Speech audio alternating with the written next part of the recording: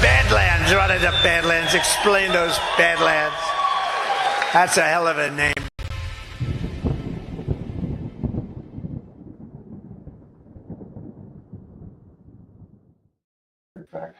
Good evening, everybody, and welcome to the Liberty Den. Hope you guys had a great week. I'm real pissed off. I can't wait to talk about it. How are you guys doing?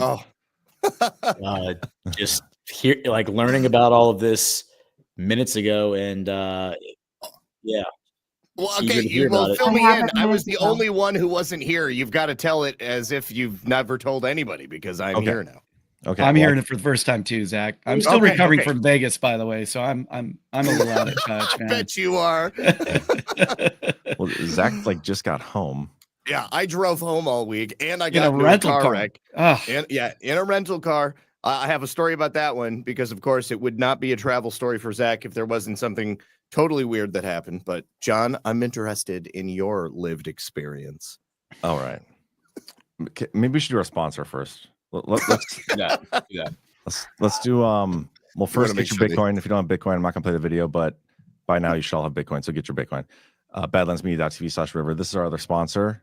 It's ourselves, our merch. By now you've probably seen the new collab between Rise and Badlands Media, but I'll tell you what you haven't seen yet: the end of Clown World as we know it. But have no fear. Introducing the latest addition to the Badlands INTL lineup, the sequel to the best-selling Psy War series. We've been conditioned by these clowns to accept their circus. But it's time to unwind that and strike them out the history books. The future belongs to the real, and we've got it in droves. Go to badlandsmedia.tv/rise for the full line of premium and direct-to-garment streetwear. Made to order right here in the good old US of A, the heart of the resistance. The fall of Clown World is upon us, patriots. Let's make it official. All right. So we got Caleb with us. By the way, real quick. Yo, what's up, homie? Hey, what's up, dude? What's up, brother? Ash, you're muted. Whoops. Okay, can you hear to do sound check? What's going on, guys? Happy to be here. Oh man. Can you hear me okay? Newest member of the Badlands Media family. The next generation. We love it. What do you think of Vegas, man? That was the most fun that I've had in a while. I didn't know what to expect going out there, but you guys know how to party. It was awesome. And the content on the stage was super good too, right? Of course. Ash, you should did you check the thing on there, like the settings on your mic? I think you can turn it to circle, on your actual one. Mic. Yeah. Okay. Yeah. By the way, I hung out with the Rise Attire, Mr. and Mrs. Rise Attire in Vegas, and what an awesome couple they are. Got to go to the Sphere with them on Sunday, and this shirt I'm wearing came out of Mrs. Rise Attire's personal collection because they ran out of my size, so she went and got me one. So wanted to thank her personally. You're wearing a woman's. It's a woman's size, women's extra small. Right into that one. Totally. I was prepared for that. I did want to thank her though. It was really kind of her because I was a little bummed because my name's on the back. It's cool, man. I'm on a tour shirt. Finally, I'm not a rock star, but hey, man, I'll take it. I didn't even see those ones. I'm bummed out now. Did you wait till the last day to go get shirts? Yeah. Okay. Pretty much. Yeah. I just figured they'd have and she said they got swamped immediately and sold out of just about everything. So Which go is to a good the thing. website and order them. Oh, by the way, so for those who were at GART in Vegas, we just emailed out this afternoon tickets for Plymouth, and there's an option now where you can get. So we lowered the ticket prices. We got rid of breakfast. We'll still have muffins and stuff, but we were able to cut ticket prices by $100. But you can get an option where you get a merch package with the shirt and stuff ahead of time. Ooh. So maybe, J-Trade, that's a good idea for you and your friends. Absolutely. Anyway. I will not make that mistake again and miss out on merch. Can we talk to Caleb for a little bit? Let's put him on the spot. Yeah. What's up, dude? How we doing? I just got off work. I'm happy to be here, like I said.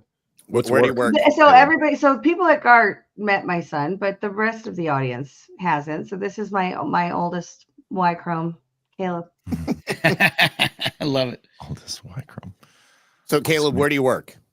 I work at the country club at Castle Pines, bartend up there, hosting and lifeguarding in the summertime. Very nice. Oh yeah, bartender / lifeguard. I love that. That's a good gig. You're like one step away from a tennis pro. Something like that. Yeah, I was talking to Bo Nix today, Broncos quarterback. Pretty cool. You're talking to who? Bo Nix. He's the Broncos quarterback. Yeah, I know who he is. I just wanted to make sure that's what you said.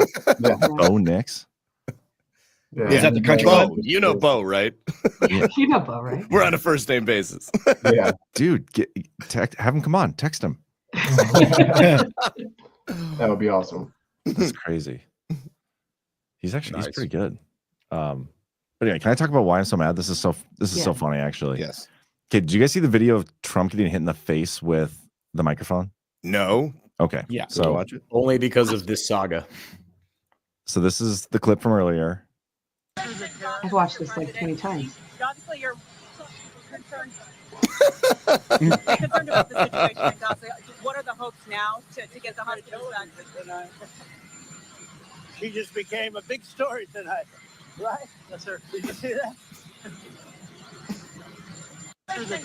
So my first thought was like, I hope they check that mic for poison or something. Detain that person, 1,000% detain that person and check the mic and like run background checks and do all that stuff. Yep.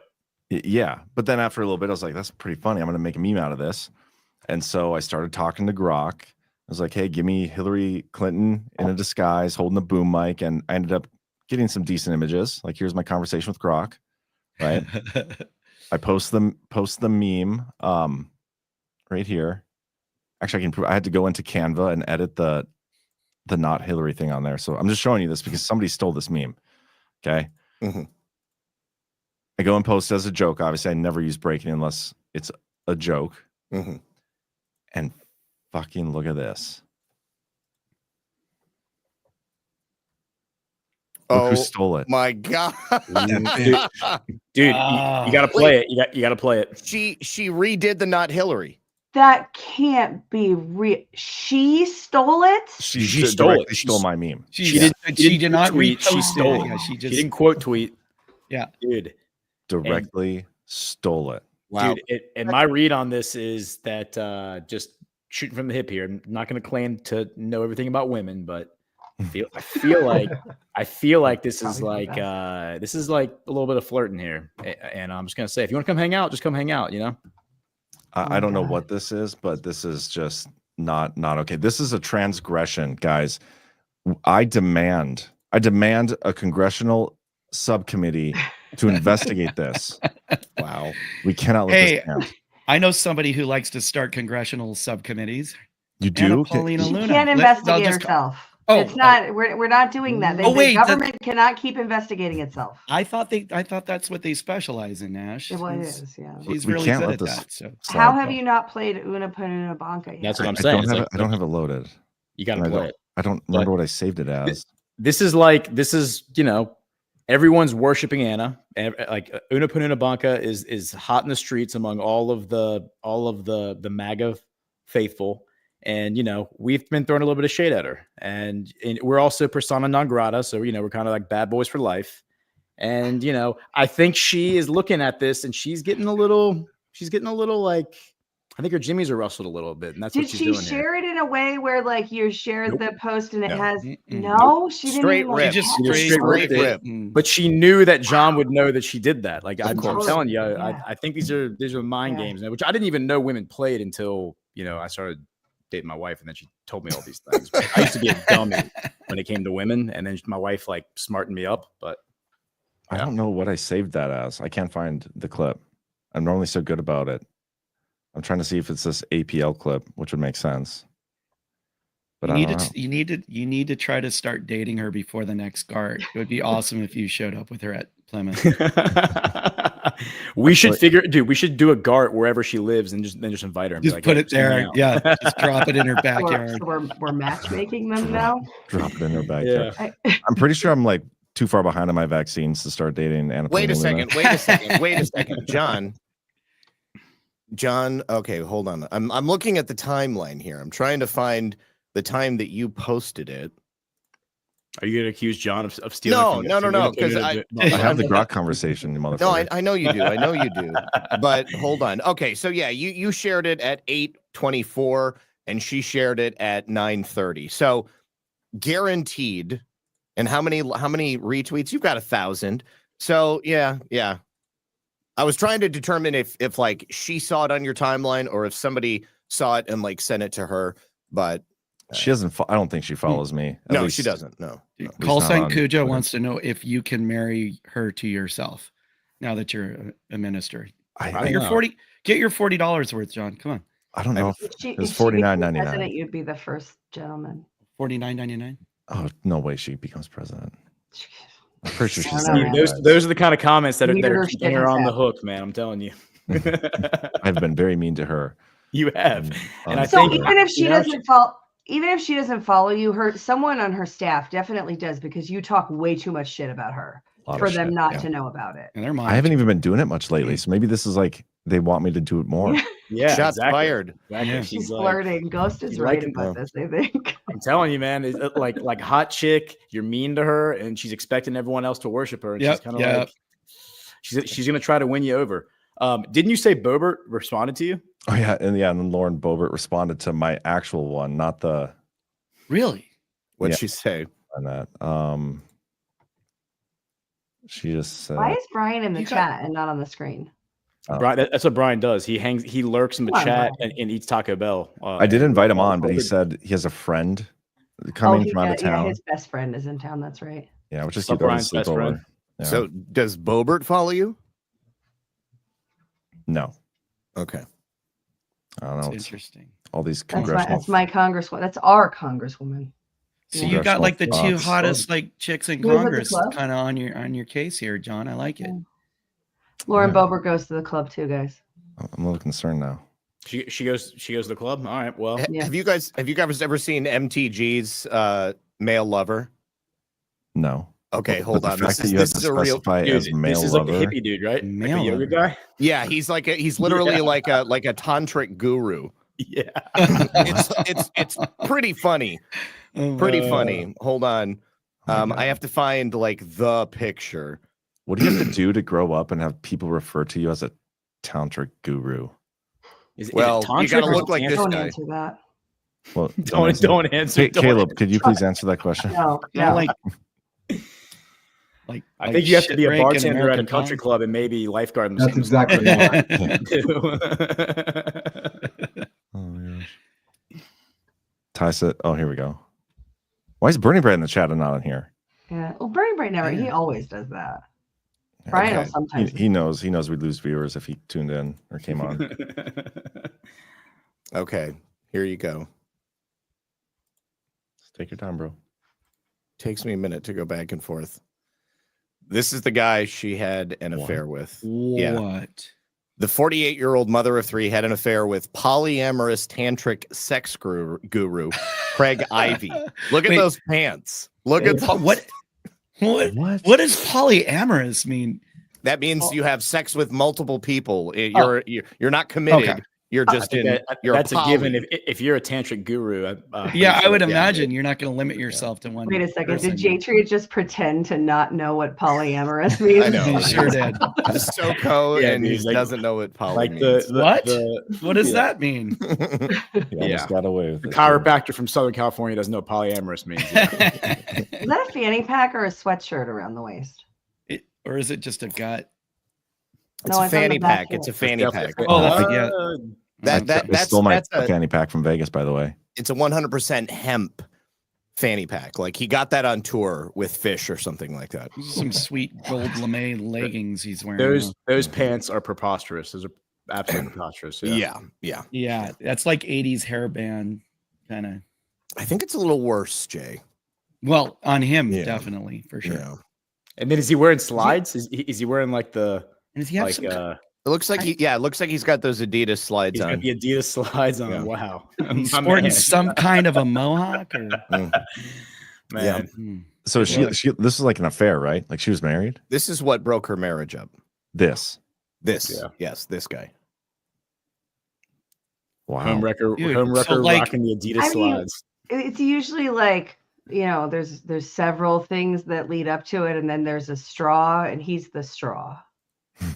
Well, I think that it all started when she joined his yoga class. Okay. And then he was helping her with the downward dog position. And then the next thing you know, he's got her in some, Kama Sutra pose. The and downward he's like, dog position. Trust me, I'm a professional.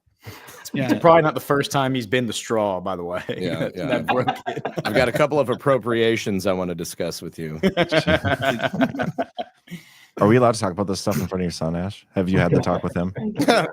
I had the talk with He's been in the He's a Navy. bartender, John. What do you think? He's a bartender and he's been in the Navy. It's That's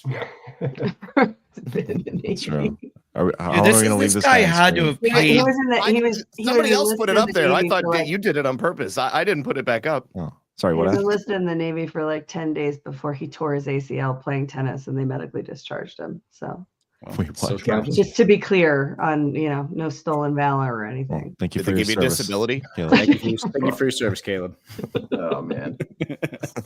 In So- the Navy. Do you think that guy hired like a PR person or firm or something to like spread the word that he's a guy? tantric sex guru? Yeah. Because there's, I mean, I don't. You could just like declare yourself a tantric sex guru, and like girls are going to be intrigued. Perhaps There's not a licensure program for that. Yeah, I don't think there's any like actual certification to that. So you just got to get the word out there, and then the girls like MTG come running. Apparently. Yeah, I don't know. I mean, Because otherwise, without that going for him, I don't really see how he's landing chicks. I'm sorry. But the chick is MTG. I think it works, to be honest. I mean, really, just take it in for a second and think about it. I'd rather not take it in. Possibility. Yeah, I don't want to take in anything related to this. So, I mean, Jay, I think we can ask the same question about, your chiropractic practice. Did you start doing radio ads, or did you just open up an office and put some vinyl on the door? I just opened an office, tried to do good work, and hope the word spread. That's all right. all. So, I mean, I wasn't spreading the word about my tantric sex guru-ness, but I'm sure he doesn't advertise on the door, I will F you good. Okay. Yeah. Like he just has, it has something to do with like metaphysics. He's got some crystals and a display. Yes, it's all implied. There's definitely crystals. And then the dreadies come in, and the next thing you know, they're leaving with a smile on their face. Like, you're not going to believe I've been seeing Dr. Craig. I'm guessing that guy like pretty much reeks of patchouli oil too. Mm-hmm. I think you and him should start a show, J-Tune on Badlands. I mean, that guy definitely needs a show on Badlands now. You guys should start. It should be like a business show, like how to do word of mouth advertising and stuff. I think it's what we do. So, Craig, what do you do? Real interesting. How do you establish your reputation? Yeah. You just gotta sleep with a member of Congress who's married. And give me a couple of specific examples. What's your professional title, and how did you acquire that? I'm glad this is the show we have Caleb. Yeah, this is not what I was expecting. It's off to a bad start. Learning so much. Yeah, this is awesome. Yeah. This is some highbrow stuff. You should be taking notes. Yes. Do you get a Purple Paul Heart Cujo says no. for the tennis injury? Caleb, and you were wondering why we don't have younger viewers. So Yeah. we're just making a stab at it. We're trying to. This You is know, what young kids want to hear, right? My question is, when did they put a tennis court on a Navy destroyer? Like, how did that happen? I didn't even make it to boot camp, man. I mean, Okay. Yeah. Where were you? On the tennis courts. I know, Dude, but where? He was prepping to become a tennis pro at the country club, man. Was it at the country club? Full circle. No, it was on a public park. Oh, that's lame, man. Yeah, Actually, it was I like super lame. tennis. Is kind of fun to play. I used to be good at it back when I was like 12. I ruin it. Well, I mean, I played a lot of sports in high school. I mean, that's a pretty lame way to blow your ACL, you know. Yeah. I mean, couldn't they just like send you direct to officer training school though? I mean, like you're not gonna be running laps You with don't those have the guys. bloodline, right? Yeah. Oh, okay. All right. Hmm. Well, We're Zach, fresh out of topics, aren't we? That was- yeah. Thank you for your service, Caleb. Tantric sex really all we got. guru. Oh, Oh, boy. he's on the show right here, huh? No. Yeah, I guess so. Zach, you want to tell everybody about Oh yeah, coming home. All right. Yeah, Yeah. let's hear about your ordeal, man. That was So- harrowing. we'll talk about your weekend, man. Okay. Is this your first show on Badlands since? No, I did daily with CanCon earlier. did? Today. Okay. Yeah. Well, so first of all, you want me to start at the beginning? You want me to go all the way back to the We're not all the way back. dog? Okay. No, let's not do that. Well, okay, I'll just give you the highlights. Chi-Chi fell in the pool. I went in after him.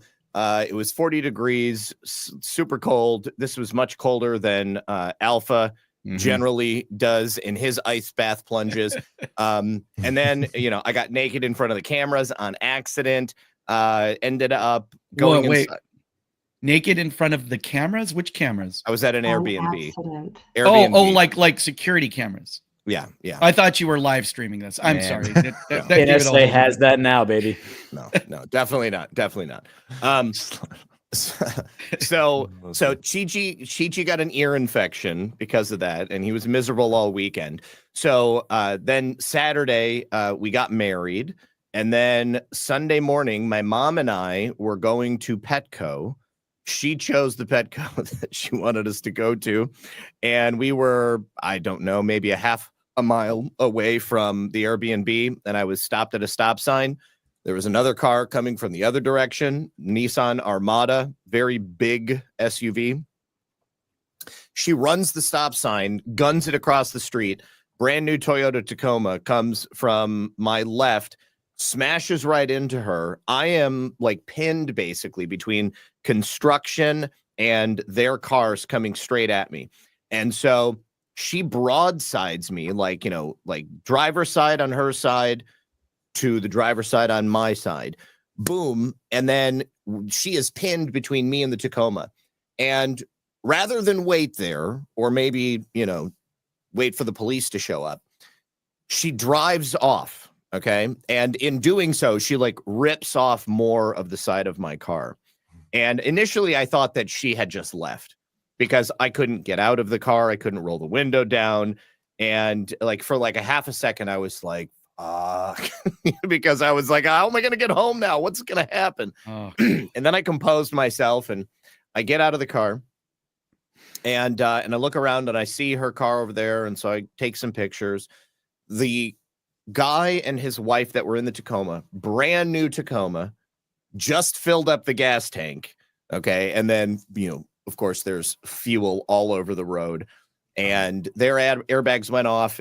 This car, I would probably say don't buy a Toyota Tacoma because if you're in a head-on collision, you're going to absolutely destroy everything. It was squished up, totally crushed. The wife in the cab, she had broken her knuckle. This knuckle was the size of an egg when she gets out, just 60 seconds after hitting the dashboard. Broke her wrist, broke her elbow.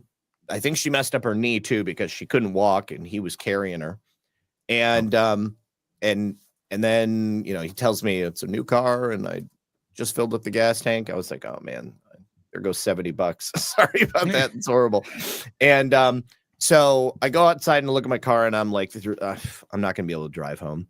And so we got a bunch of stuff out. There was a couple of things I forgot in there, but the police did not give me a ticket. They gave her the ticket because there were skid marks in the road. It was pretty clear that she just peeled out of there. Also gave the guy in the Tacoma a ticket because he forgot to put his new tags on the license plate, which is something that mystifies me. I am super anal about making sure that I have no reason to have a non-consensual encounter with police. Right. I will always have the tags on my car early. And he had them. He just hadn't put them on. They were sitting in his house. And so they won't let me drive away, even though it appears that my car can drive. And can I ask a question? Go ahead. Did they not let you drive it away because the car was damaged, or was because it was the Subaru? Because it was damaged. Because if I was to get into another accident, first of all, I could get pinned in the car and not be able to get out. If another car hit me on that side, it probably would not hold up. I mean, it was basically sheet metal and then me. There was no filler gap in between there. And so they took the car away. My mom and I walked back to the Airbnb, and then I had to find a rental car that would allow me to take it from Vegas back to Daytona. And the only place that would allow that was Enterprise. And I'll just go on. I want everybody to understand that whatever price they tell you it's going to be, as soon as they learn that you have no choice but to accept them as the car that you're going to take, they will charge you whatever they want. Because it was like $119 a day. And I was like, okay, sweet. You know, I'll 4 days to get home tops. And then I told them, I said, you know, latest I'll have it back is Saturday.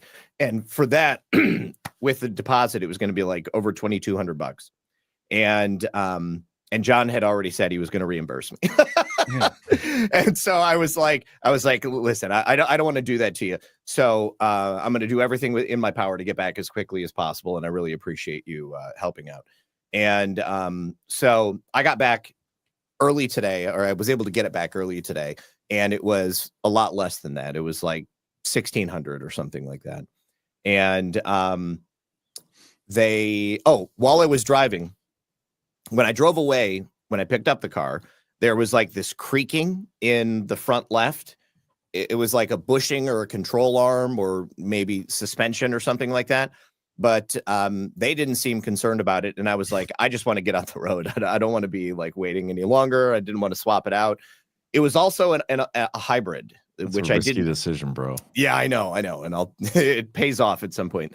So it was a hybrid. I didn't realize that. But when he gave me the keys, I was like, is this where I fill it up? And he was like, no, it's where you charge it. And I was like, I don't want to have to charge it. And he was like, well, don't worry. You can pretend it doesn't exist. And I was like, you sure? Like, it's not going to be a problem? And he was like, no, never a problem. Like, you just fill it up with gas and you drive. And he was like, if you want to, there's a charger in the back. You just plug it in. So we're driving. We get to like Mississippi on, I think it was yesterday. We were in Mississippi yesterday. And I'm pulling into this coffee shop, like off the highway at like 10 a.m. And as I'm parking, this thing is so big and you have limited visibility. I drive into the only pothole in the parking lot. And it's not just like a pothole. It's like somebody came in there with an excavator and just took a scoop out of the asphalt. And it's a good, like, 10 to 12 inches deep hole. Yeah, it's a sinkhole. Yeah. What the hell? And I hear this thunk and I feel it and I'm like, oh no. But luckily I did pay for the coverage on the car. Did you damage the car further? I did. Oh my God. What the hell? Chekhov's gun, man. But I paid them. I said, listen, I want to pay for insurance on this so that just in case, because I said, hey, I wasn't at fault in the accident where, she hit me. I was like, you never know what's going to happen. So I said, let me buy the insurance on it. And they were like, not a problem. And it was cheap, like relatively speaking, like $10 a day or something like that. And so I hit this pothole and I pull up out of the pothole. Nothing seems to be wrong. And then we go about our business. I was able to pull out in a really odd way so that I don't hit the pothole again. And it was literally the only spot that was open in the parking lot. I had like no way to avoid it. We get to somewhere in the middle of Louisiana. Like there's nothing around. We're at like a Love's truck stop. Get some gas, go inside, go to the bathroom, come back out, start the car. And like, every light on the dashboard is on. Okay. The check engine light's on. There's a red turtle on the dashboard. Okay. Like never seen that before. Red turtle. And where like normally the speedometer would be, there's a big diagram of the electrical system and it says service electrical system. And like the thing that you don't even need. The thing I don't even need. Yeah. Yes. The thing I don't even need. Plus, there's a bunch of faults going off for like the safety features. Like it has like sensors so that it won't let you get too close to other cars when you have cruise control on. And it didn't work anyways, because like every time I'd have the cruise control on, it would just get right up on somebody's ass. And it didn't matter what I did to it. It was just always doing that. So I wasn't worried about that. But then it also wouldn't let me use cruise control. It also said that, full speed may not be available. Like it's going to govern the car. And I think maybe that's what the turtle was about. Yeah, I was dying to ask. I was dying to know what the turtle was. Is it powered by a turtle? Is there a turtle on a hamster wheel? Like what's going on with the turtle? Yeah. Turtles all the way No, it's down. like you're going to be going about as slow as a turtle now because that's that was if that was going to happen. Lisa says Louisiana is before Mississippi. Okay, I'm terrible with geography. This is what I thought happened. So whatever like order it happened in. Like first was the coffee shop, then was Love's. When this happens, I turn the car off and then turn it back on, and then all of the faults are still on.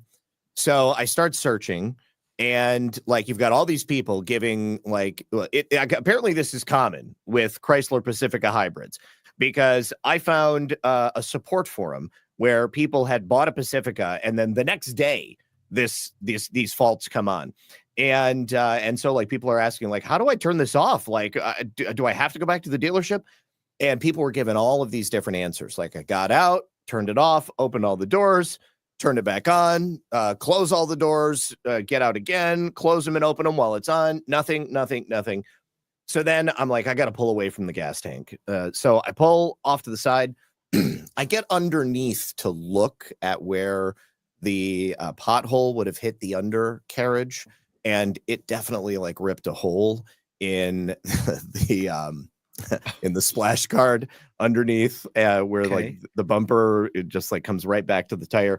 Anyways, but I could also tell that I was not like the first person to have done this. Like there was like paint from other cars that was underneath there.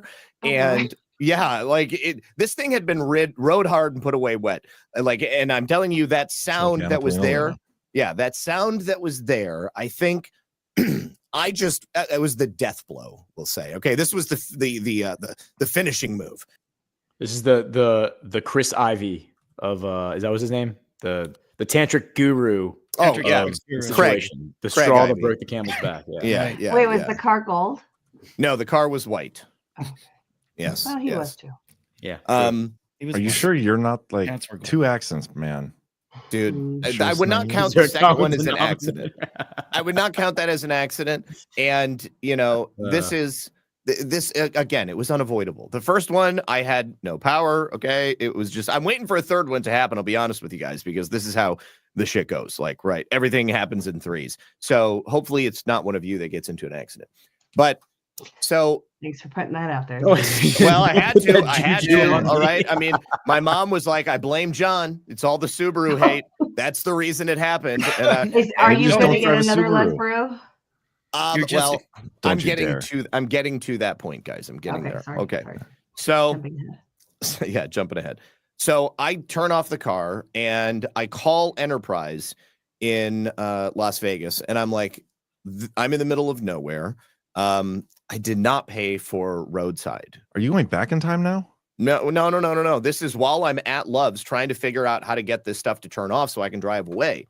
I call Enterprise and I say, look, all of these faults are on the dashboard. Okay. I said, I am not using the electrical system. Is there some way for me to turn this off? And if I don't turn it off, am I going to be able to drive it normally? And he was like, oh yeah.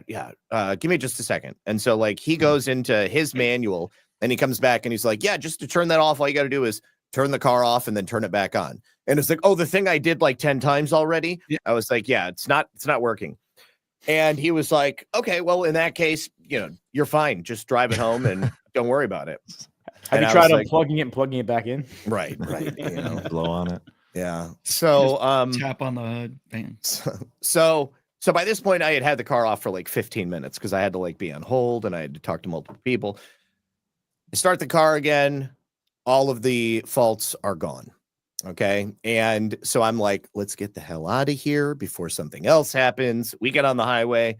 Once I get up to speed and turn the cruise control on, well, then that's when I start getting more faults. The check engine light comes on again. The cruise control stuff doesn't want to work. The safety features don't want to work. And I'm like, as long as I can drive 80 miles an hour and I can go like forward, I'm just going to continue to do so. And so we get home and gave the car back to him today. And I was like, hey, this is happening. I didn't tell them that I hit a pothole because I didn't really feel it. I didn't. No. I mean, I said when I got the car, it was already doing these things. And so I said, I could drive it and I didn't have time to come back and get a new car. So I figured if you weren't worried about it, I wasn't going to be worried about it. But now I'm experiencing these other things. I think they're related. I just left out the middle portion of the story. Okay. And it doesn't matter. It doesn't matter. I'll be sure to email them so they have the full story. Yeah, well hey, this is just for entertainment purposes only. For enterprise lawyers listening, this is just for entertainment purposes only. Yeah, fully made up story. This is a dramatic reading. You sure you didn't just like buy the insurance and drive it like people drive rental cars with insurance, where you're just like, there's a pothole, I'm gonna hit it? No, dude, definitely not. Definitely, I didn't. You weren't taking advantage. Patriot abuses his rental cars. Dude, it's like if you buy that insurance, what can go wrong? You because you know when they try to sell you, on the insurance, they basically tell you can destroy the car and just bring a pile of rubble back to us, and you just walk away with this drive over $10 a day you insurance. Can see. It's so park the wagon and float across, bro. What's funny is that when I ran a Verizon store years ago, I had this crazy guy who used to come in, and twice in 1 week, this guy did exactly what Patriot suggested you can do with 2 different rental cars. And the first time they were okay with it. He basically said, I fell asleep and crashed a rental car. He was like, if that ever happens to you, just tell him it was a pack of wild dogs. And I was like, a pack of wild dogs? I was like, why? And he was like, well, they can never confirm it. And I was like, well, what if they look for dog prints? And he was like, well, you just tell them it snowed. I'm like, what if it's the summer? And he was like, trust me. Like he had done it. Pack of wild dogs, damn it. He was Mike and the boys. He was spun out. He was totally spun out. And so then like a couple of days later, he comes back into the store, and it's obvious the man has not slept. Okay, like he is looking rough, and he's like, yeah, I crashed another rental car last night. And I'm like, maybe you shouldn't be driving, dude. And that's what I'm thinking right now to you, bro. Like, listen. I just drove across the country twice. All right. And got in 2 accidents. I hit a pothole. It's a hole in the road. It's not supposed to be there. You made it sound like the Grand Canyon of potholes, though. It's like this is the biggest thing ever. John, it's a story, okay? It's like, you ever seen Big Fish? Yes, I've seen Big Fish. Okay, all right. Just imagine I'm telling a story for dramatic effect. Gotta garnish it a little bit, John. How about you just not do that? Thanks. Then you're lying. Oh, I'm not lying. It was a pothole, and it was definitely larger than I would have expected. Well, then I can make fun of you for it. Okay, that's fine. You go ahead. That's fair. I'm not worried about it. Okay. So here's where I get really screwed. So while I'm on the air today, I get a text message from the insurance company. They had already said, wow, that looks pretty bad. Like we're probably just we're gonna go ahead and total it out. And we just need to get the adjuster over there to take a look and, figure out the exact damages. I was like, okay, fine. So they text me and they're like, good news. Your repairs are only going to cost around $5,000. No way. So we're going to be able to fix your car. And you just need to tell us what body shop you want us to bring it to. And I was like, I want you to bring it to Subaru of Daytona. And they were like, well, your insurance doesn't cover that.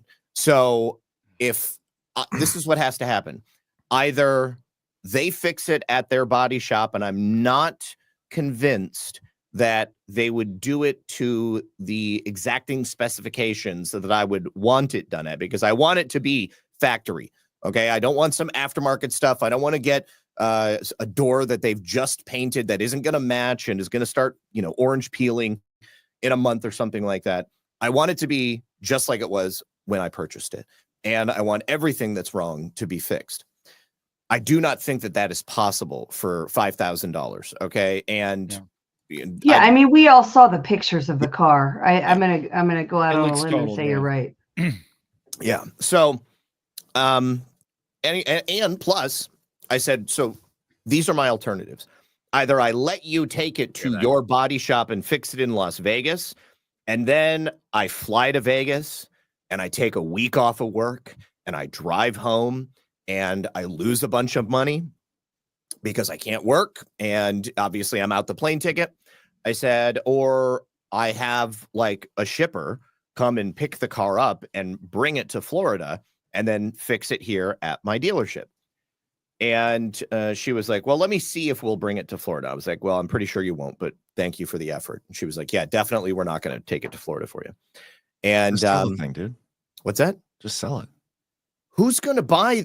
I could not sell the car for what I owe on it. Zach, did they do the It's estimate away. based on the pictures, or did they actually inspect it? Because Well, I don't know. They want to you get know, it. usually, I'm pretty sure they did it based on the pictures. yeah, and then you have no idea if there's frame damage or anything. I mean, if there's Exactly. frame damage, that thing's totaled. So like, exactly. Yes. it might be good to just get like a more detailed estimate somewhere there where they actually pull the car apart a little bit. The insurance is not going to do that. It's at their lot right now. You guys ever heard of Copart? Copart is this online auction house which has cars like this that are totaled out by insurance, and you can buy them and then repair them. And a lot of dealerships will do this. That's where it's at. It's in the middle of the Copart stockyard, basically. And in order for anybody else to look at it, it's got to get to the dealership or to the body shop where I want it to be repaired. And that's why I want to bring it to my dealership here, because, I can be like, hey, all I need is for it to be, the repairs to be 70% of the value of the car. So like, what can you find wrong with it? And I don't think that I'm going to be able to have somebody do that in Las Vegas. But truthfully, I think that they're going to try to do as little as they possibly can, so that they have as little out of pocket as possible. And then I have a car that, is just going to be subpar, and I'm not going to be able to sell it for what they think that it's worth if I ever want to get rid of it, because it's going to have like a big, black mark on the title. It's going to say you want that thing totaled, man. Yeah, exactly. Yeah, So, I mean, Zach, don't you think though? So if I learned one thing from GART Las Vegas, I learned so much, but if I learned one thing, it's that we have, quite the community that's local to Las Vegas. Somebody knows a body shop. I mean, I hadn't thought about, putting that out there yet, but if anybody here listening is a body shop owner, or who has a family, or somebody in their network that owns a body shop that could do the work on this Subaru, or at least take it apart and find everything that's wrong with it, then that would be awesome. I can tell you one thing that's wrong with it. Besides the fact that it's a lesbian car. Okay. Because I'm already aware of its lesbian status. Shouldn't it just be totaled for that reason alone? It shouldn't exist. So if they whatever. total it and you're getting another car, are you getting another Lesbro? Absolutely. Yeah. No, you've learned nothing. What am I supposed to get, John? What am I supposed to get? Anything but a Subaru. Anything but the one car that they say is like the most popular car amongst lesbians. You can get the second most popular. I don't even know what the second most popular one is. I don't even care about the fact that it's popular. I care that it's a good car. Okay. Like if Can't this survive being T-boned. If this was a Ford, well, I mean, technically it did. If this was a Ford, you guys were totally safe. Which yeah, is we kind of were totally promise of safe. Subaru. The other cars were in really bad shape. If it was like a Ford, all right, I would have like probably already replaced the tie rods, and I would have gotten like all new tires and new brakes. And I've owned Fords, I've owned Oldsmobiles, I've owned Chevrolets, I've owned Toyotas, I've owned Hondas. Subarus have been the most reliable cars. Yeah. And that's I've heard my third one. Now I've heard Lesbrus can take a licking and keep on ticking. You know, if I had my choice, like if I could get a different car, like the affordable car of my choice, I would get a G-Wagon. Okay. But that's just not affordable. Yeah. Like, you know, so. Oh, we got somebody in the chat. You got to connect with him or her. Zach, I can help you. This is my expertise. Okay. Can you email me? Redpill78. Email your resume over to Zach. Redpill78 at proton.me. Proton.me. Ash, can you check your settings in StreamYard for the mic too? It just sounds like you're on your computer mic. Ghost is back. I want to hear from Caleb. I want to put him on the spot, make him nervous a little bit. Yeah, let's hear it. Okay, is that better? I was on my. That does sound better. Yeah, but it does sound better. Caleb, talk once. All right. Say something, Caleb. You guys should pitch your ideas for how to appeal to Gen Z and let him critique them. That's a good idea. He asked a very intelligent question at GART. I think it was my panel actually. Do you remember about what it was? how we can get younger people watching Midget wrestling. That's it. Yep. Yeah, we failed on. We didn't do that though. We didn't You do midget go. wrestling. I was bummed. You know, when you came up to us in the bar and you were like, midget wrestling? Like, are we good for that? I mean, I was hyped. Did I say that? Yeah. Yeah. Oh, okay. I was fed some misinformation. As was I. I was told. I was told is at Sahara, which is like within walking distance of our hotel. Maybe depending on the size of your legs, midget legs, maybe not, but it was very close. But then it ended up being at Fremont, which is like 20 minutes away, and we weren't going to do that on the night of Zach's wedding. Yeah, well, that's fair. So True. But that would have been fun to see. So We did couple of karaoke things. instead. Moe, Brady, get the girl responsible for the accident to pay for it all, Zach. Her insurance is paying for what they are willing to pay. If the car was totaled out, then her insurance would pay for me to get a new car based upon the value of the car. And everything that I've paid into the car, I have to eat. I am screwed on that. Unfortunately, my equity doesn't transfer. But I said this earlier, we all have Progressive. And I was worried that that might not be good for me because likely they're all probably going to be like, well, you know, we don't want to get too screwed over on any of these deals. So, yeah, I think that they probably just they want to pay as little as possible, which is why they're saying that it's only a $5,000 job rather than a $20,000 job. I'm shocked that you have Progressive insurance. Why? What would you expect me to have? Well, just conservative insurance or something. I don't know. Like, Conservative insurance. Unfortunately, I all insurance is fuck you insurance. Yeah, Progressive yeah, is all the of it. commie insurance company. Basically. I mean, I have to buy based upon what I can afford. I understand. I'm just giving you a hard time. There's also, are you positive you're not injured? Oh, well, it's, you know, now I'm that not an that ambulance chaser, but I'm surprised a chiropractor or an attorney hasn't gotten to you yet. Oh, they've definitely called. Like, I've had a number of calls, and I don't even know how they got my phone number. But that ship has sailed. Like, I've gone on record and said that, you know, I don't have any injuries. My mom too. And, you know, I've also now been on video on the internet on a number of occasions. Somebody earlier was like, go get a neck brace right now. And I was like, that's going to look great when they play that in court. Yeah. Okay, let's move on from the core story. And I really want to talk to Caleb and give him some shit because we're considering giving him his own show. But I don't know if he can even handle it. So we're going to put him on the spot. And you need to tell us why Gen Z doesn't like watching us. Because I don't get it.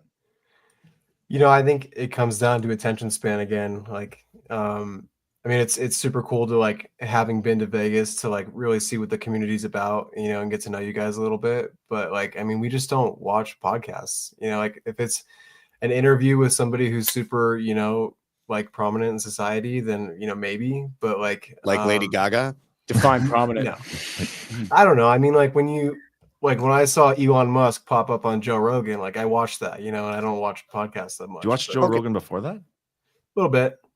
Okay, so you just That's a proved long yourself podcast. wrong, Caleb, because Liar. Joe Rogan does these like 3.5, 4-hour podcasts. So But it's the Well, that's what I'm exception. saying. Like, it's the Why? because it's Elon Musk, you know, it's like, but I wouldn't go out of my way to watch a podcast typically. Okay. So tell us how to get big on TikTok then.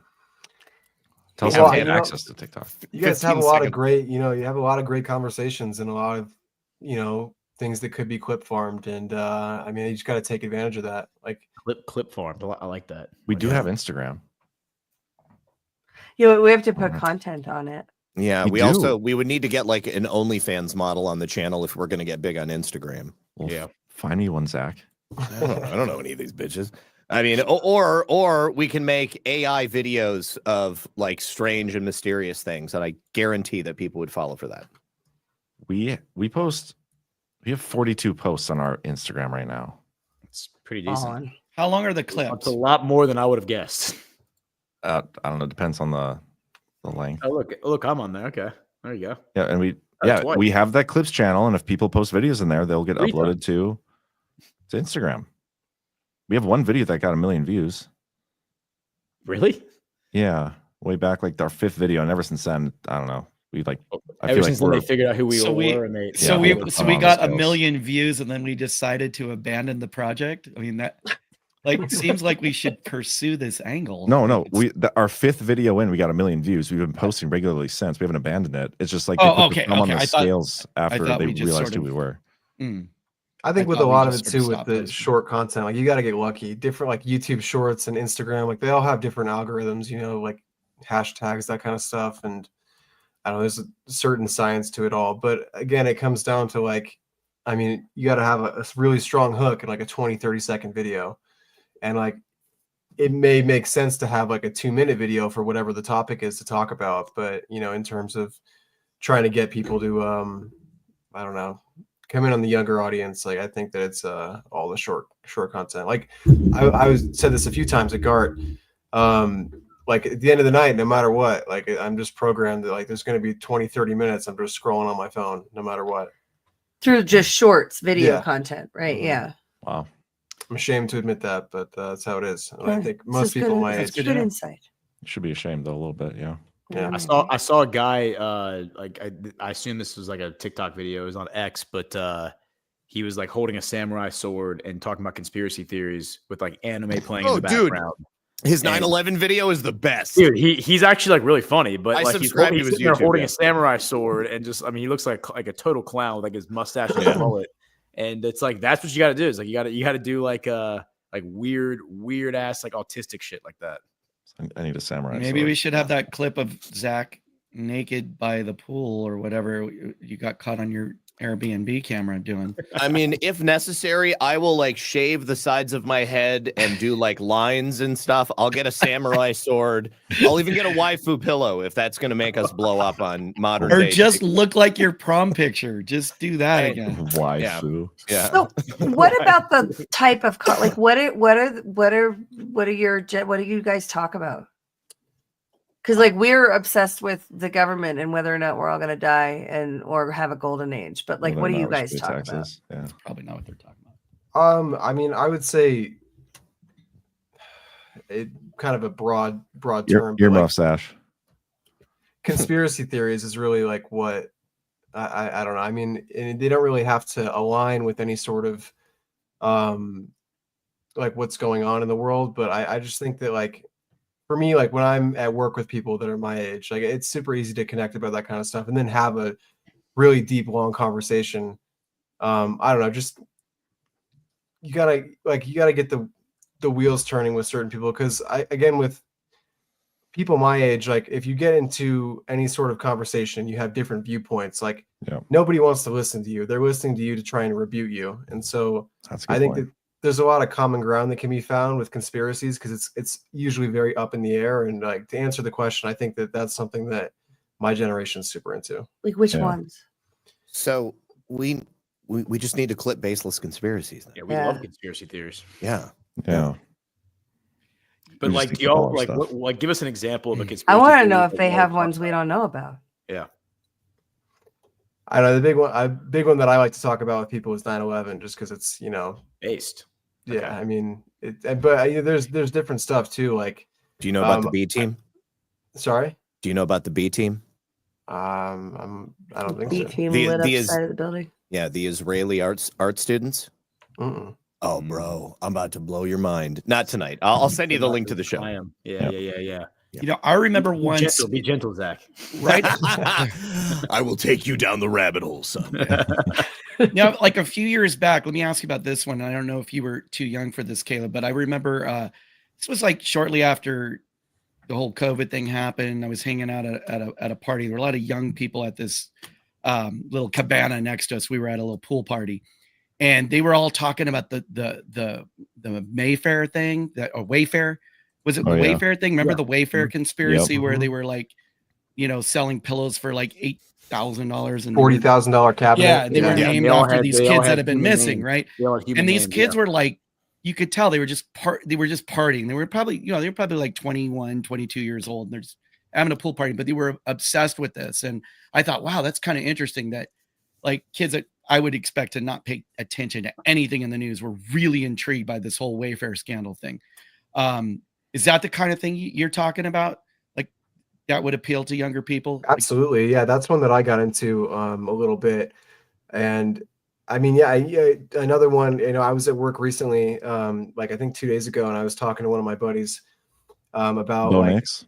no, I wish. I was talking about how like the pharmaceutical industry has such a control over like our healthcare situation. Like, I mean, doctors nowadays aren't taught about, nutrition or anything like that. It's all drugs. Like the pharmacology school is a huge part of why people get licensed to be doctors. And if we're not teaching people how to actually be healthy and we're just trying to sell them drugs, I mean, like that's a problem, but nobody talks about it.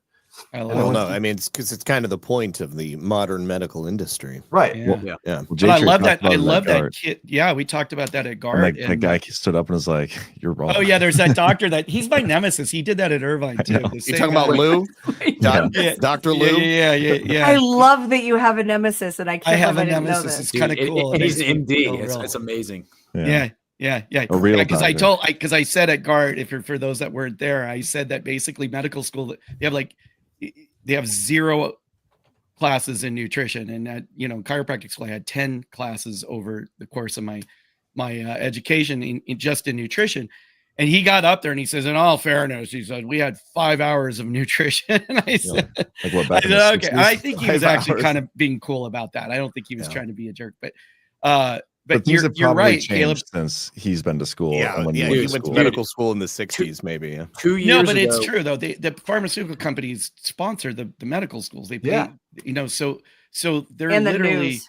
they're literally trained to do pharmacology and nothing else. And if they want to learn about nutrition and alternative stuff, they can do it on their own. But and some doctors nowadays are taking a holistic approach. They see a market for it. But I love that young people actually care about that, because I think it's never too early to start thinking about your health, and you don't want to grow up, when you start relying on doctors, knowing that this is a system that's basically bought and paid for by pharmaceutical industry. Absolutely. Yeah. So- And, I really started caring about what I put in my body after I had my surgery, because I got super into like going to the gym and whatnot. Yeah. And, it really dawned on me, like having to deal with, healthcare and all that. Like, it doesn't make any sense. And, I have a few like close people in my life, like friends and, who are in the medical route, and they are in school for drugs, and that's what it is. And it's appalling.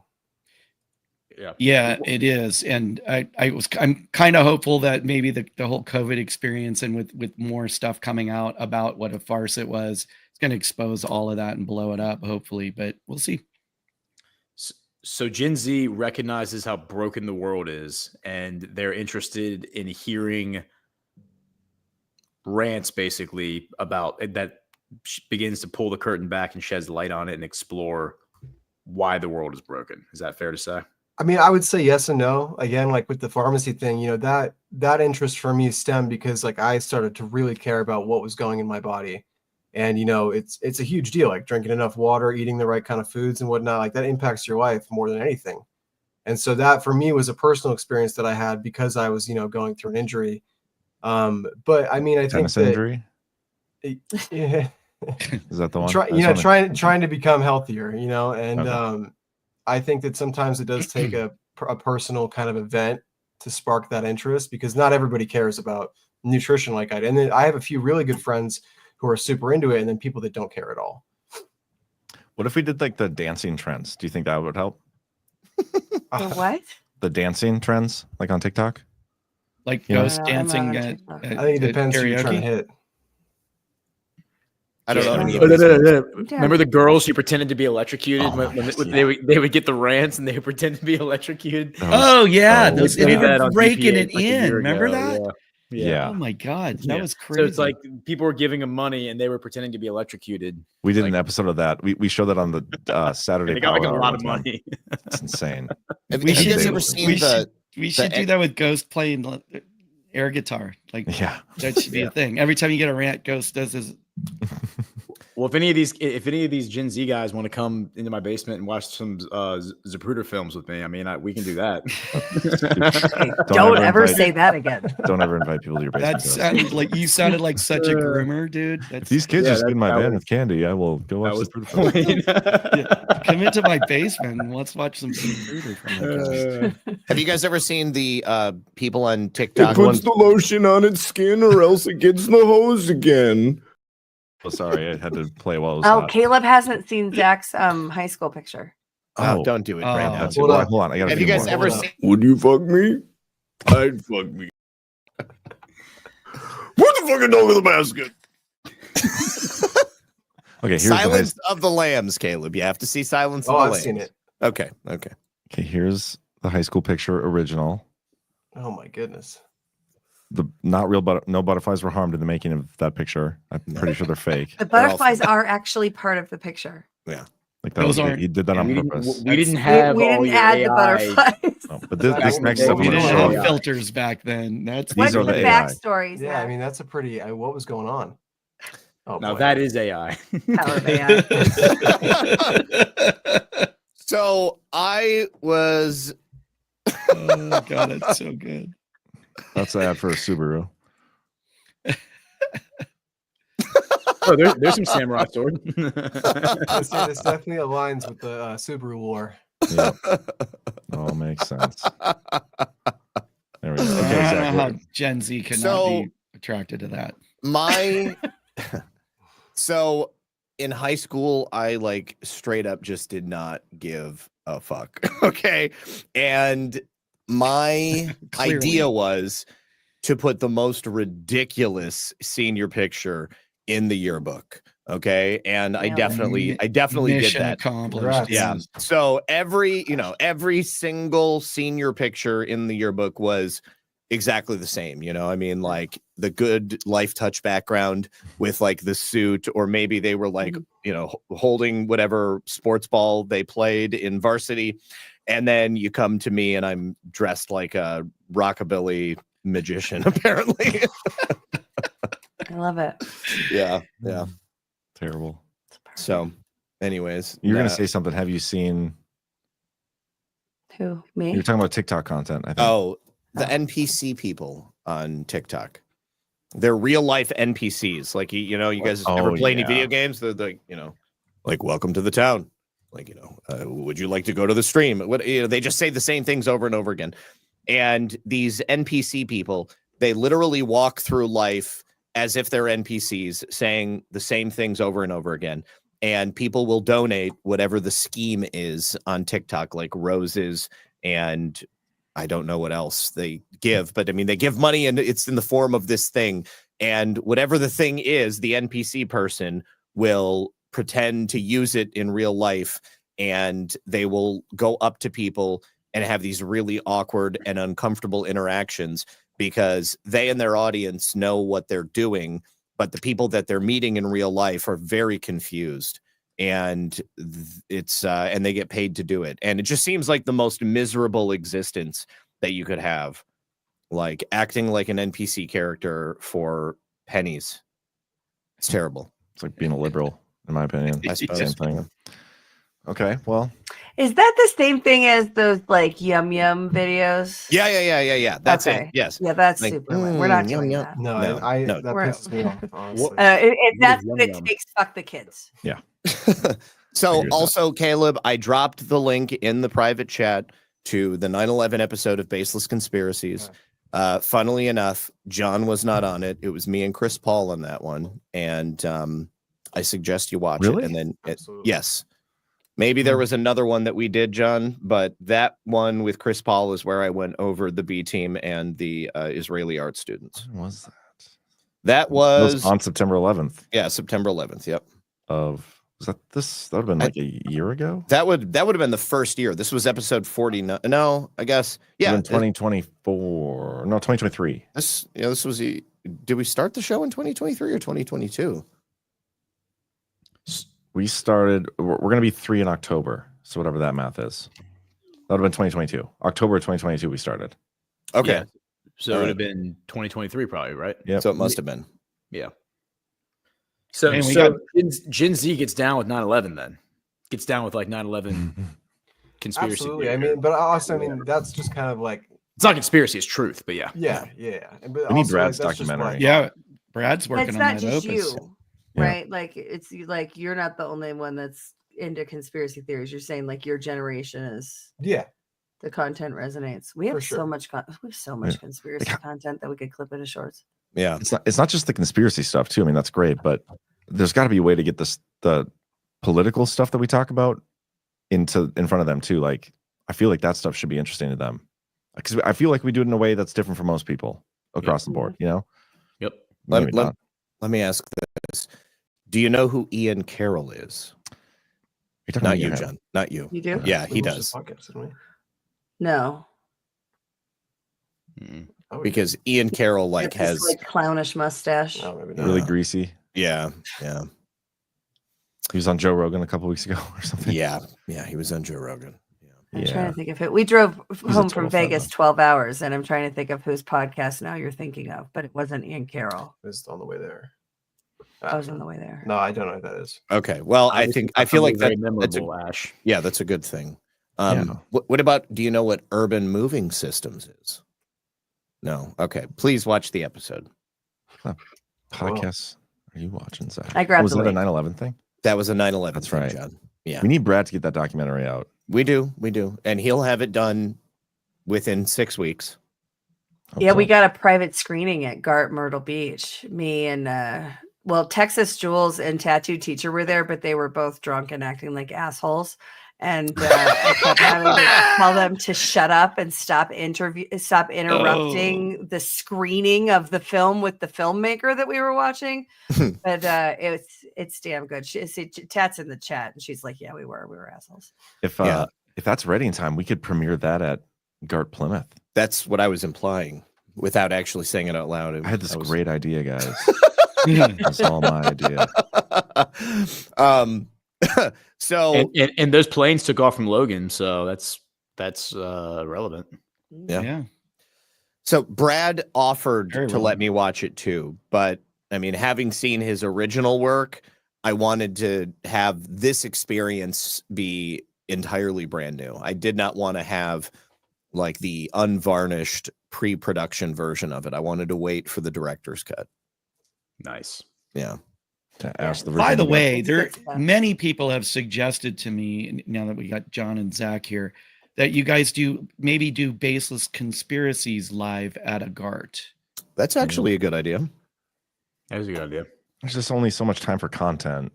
Yeah, there is, but it could be like in lieu of a panel or something, you know.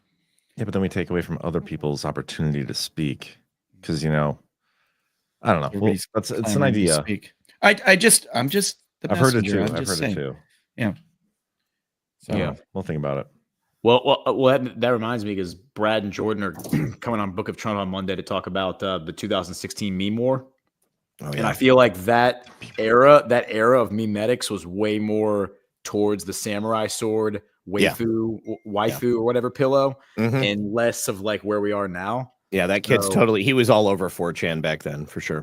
I need to like track down all those old like OG videos that were floating around back in 2016. I've done a couple of breakdowns of memetics and meme magic, like going from like, you know about the post on 4chan, like someone posted Donald Trump will win the election in November. Yes. And it was like all sevens. It was all sevens. It was like, it was literally like 8 sevens. And every post on 4chan is counted. So like there's only one post that's ever going to have like whatever it was, like 7 sevens or 8 sevens. And it said Donald Trump will win the election. And everyone's like, oh my God, we did it. I've got that frog around here someplace. If, okay. So speaking of memetic warfare, somebody stealing a meme would technically be an act of war, right?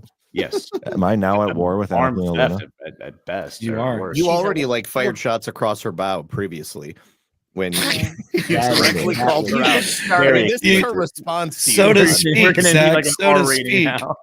My God, firing shots across her bow. My bad. Sounds really dirty. Actually, that's one of those phrases that sounds dirty but really isn't. Yeah. Legit thing. Hey, speaking of memes, though, there's been quite a few sleeping ghost memes I've seen this week. They were Dude, really, really well done. And I'm so proud of this community for being all over the memetics on that. That was those good memes stuff. are absolutely fire. Yeah, well done. Have you checked our website lately, Gordon? Oh wait, did you swap out? Let's see it. Let me see. Somebody took a screenshot I saw of like our team, and they put the sleeping meme. Oh, you went in there and did that too. Love that. Pull it up, Gordon. Here.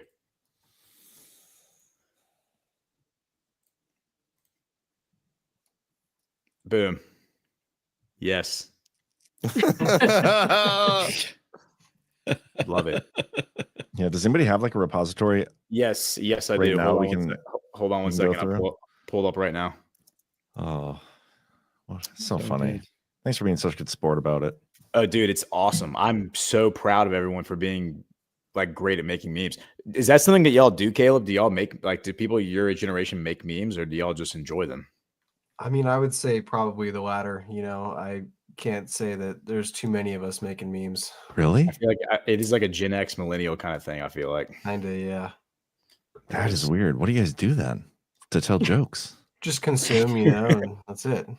Well, that's good though for us. I mean, yeah, that is good, but yeah. So this was the meme that launched 1,000 ships. This was Ed. I don't want to say his last name. I don't want to dox him. Although I already said it on another show. But you're not showing anything.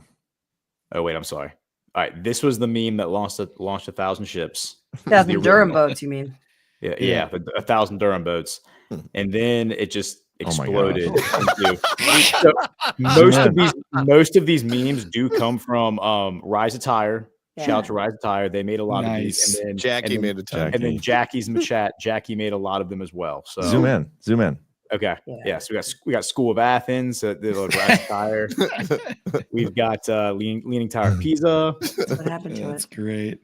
We got this guy.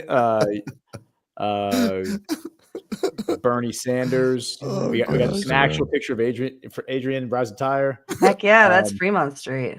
Oh, I love that right there. The layover with the promo code. Yes, this one's amazing. We got another Durham boat. Got the signing of and then we have Trump meeting with Prince William. Forrest Gump. George Floyd, dude. That's great. I can't breathe. Love that. This one was amazing. Oh yeah, that one's so really good. Effort, yeah. Really this well one done. as well. Yeah, I love how they actually they paintified you. It looks like you're they put a great filter on there, and then the World War II. Yep. And then this one's amazing. That's one we put on our website. Yeah, that one's so well done. And then this other painting. And then this one is definitely my favorite. That's my favorite too. Me too. That's a good one too. This is Brad knew which building this was. This is not the Empire State Building. It's another building. He knows what building it is. Chrysler Building. Last Supper. Oh, the Last Supper is pretty good. Last Supper one's good. And then the Taliban Swan Lake. This one I want to frame and put in my house. It's the most appropriate for sure. And then the Last Ride Out of Kabul. This one. And then hold on, there's actually a few more that people have been posting today. People are still like going at it, which is amazing. So what does your wife think? Does your wife know about any of this? Does she know about your weekend? She's been in Vegas, and I jumped off earlier. She's had a crazy travel day because apparently a plane like crashed at Denver Airport. Ash. It just turned on fire. It lit on fire. Yeah, they only had to run out on the wing to not get suffocated. Was Zach driving it? It just hit a pothole and started. He just turned it in and said, "All right, this plane's on fire." My daughters would love that because they love that movie. But I'm not going to show the movie. But my daughters would absolutely love that. That's so good. And then shout out to Jackie and Christina for sure. For going hard. Yeah, they went hard on it. Wait, here's another one, John. Look at this one. There you go. That's good. That's really good. That's so good. And then that's let's see. We got. There's another really good one. All right, this one. Do we know the name of the lady of who's? Yeah, I met her. That one's so good. Oh, that's amazing. Yeah, that's so good. Yeah, and then they took so like those are all the sleeping ones, and then they took Oh, the tuxedo one. the tuxedo ones are pretty good. James Bond ones. Where are those? Yeah, like these. Wedding Crashers. That one's good. Great Gatsby. Yeah, Great Gatsby. MBS. And then there's another one. Where's the other one that was really good? It's right. Oh, this You one. were looking sharp for that wedding, though, man. I was in jeans and Caleb was in a hoodie. I was the reverend and was underdressed. Dude, the red dinner. Oh, nice. The red dinner. This one's a classic. And then, of course, this one's my favorite is the sword dance. Nice. Yes. I saw this earlier today. Yeah. Like that is such a good one. Oh. So, and there are a few more, but I mean, they're still making them. Like this is amazing. And so funny. this is the kind of energy that we need. This is like 2016 memetics. Like I'm so glad that we were able to usurp the JD Vance meme psyop and we turned it into a Badlands meme psyop. I don't want that to go away though. Version. I like the JD Vance meme. Yeah, the JD Vance meme one is absolutely hilarious. Laugh out loud funny. The baby face, especially when they turn him into like an Indian and give him a fat face. So good. Yeah. Oh, man. But see, Caleb probably doesn't find any of those funny. Yeah, see. No, He doesn't like memes. I have to say, Gordon, you are. I've never met anybody more comfortable in a tuxedo. Like you just owned it. We went out that night, and he was, everybody's like, "Why are you wearing a tux?" And he could not care less. Every single person that we met, because we actually made a lot of friends, and I was even talking. Like we met some Gen Z people, and I was even talking to them about Badlands, and they're like, "All right, sweet, I'm gonna check it out." Yeah. But, every single person we talked to, they were like, "Did you get married?" Like they're like really creeped out. They're like, "You got married, and you're out like being a degenerate right now." Like, and I was like, "No, my friend got married." And they're like, "Oh, sweet, awesome, let's party." I was like, "Right, so you're not like ditching your wife right now." I was like, "Well, my wife is not here, but I'm sure my buddies." I am technically, but technically no, not the way you think. Yeah. Oh, too funny. Yeah, it was funny. They were like, "Is he wearing that like ironically?" Like, like no, he's just comfortable in a tuxedo. It's what he wears when he goes out. So good. Dude, it was so funny. Because Vegas is crazy. Yeah. Yeah. And yeah, so I went out with G Money and J Triot, and they're like Vegas OGs because they are from Southern California. So they've been to Vegas literally a million times. And I've only been 2 times before this trip, and they don't really count. Like I went when I was 18 and went to a music festival, didn't even go to the Strip. And then I went with my wife on like a work trip with her. So like I haven't like gone out to Vegas, and my wife and I agreed that we were like, it's not really like like you can go with like your significant other and have fun, but she was just saying it's like you go with like the bachelorette or the bachelor party. It's like that's always like the Vegas experience, right? It was a solid recovery from saying your wife didn't count. No, I didn't say my wife didn't count. I just said it's like we were there with her. So women don't count. It was like a company trip, very corporate and very lame. Not lame like Badlands was money, but yeah. So it was just awesome, man. Like J Triot and G Money know what's up. Went out with Uncle J and Uncle G. They knew all the tricks. They knew all the little holes in the wall, like all the they walked up to some random wall. Stay away from the hole. All the plugs. Yeah, it's like they pulled like a sconce and like a wall opened up and like we went into some bar. And, like, yeah. I will say those 2 showed up for the panels the next day. Yeah, I did.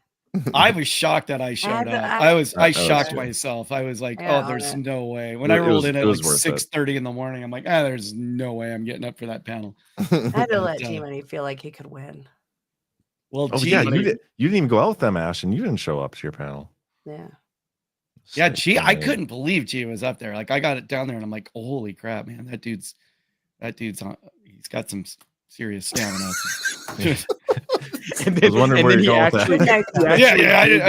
I was trying to choose my words. You guys got some good drugs. He actually did the thank you. He told me the night before he was going to do that. He was like, I'm gonna do this tomorrow. He told us what he was going to say. He was laughing about it. He's like, I'm totally going to do this. He's like, I'm totally going to do it. I'm like, you're not going to do that. Like, That's just the booze talking.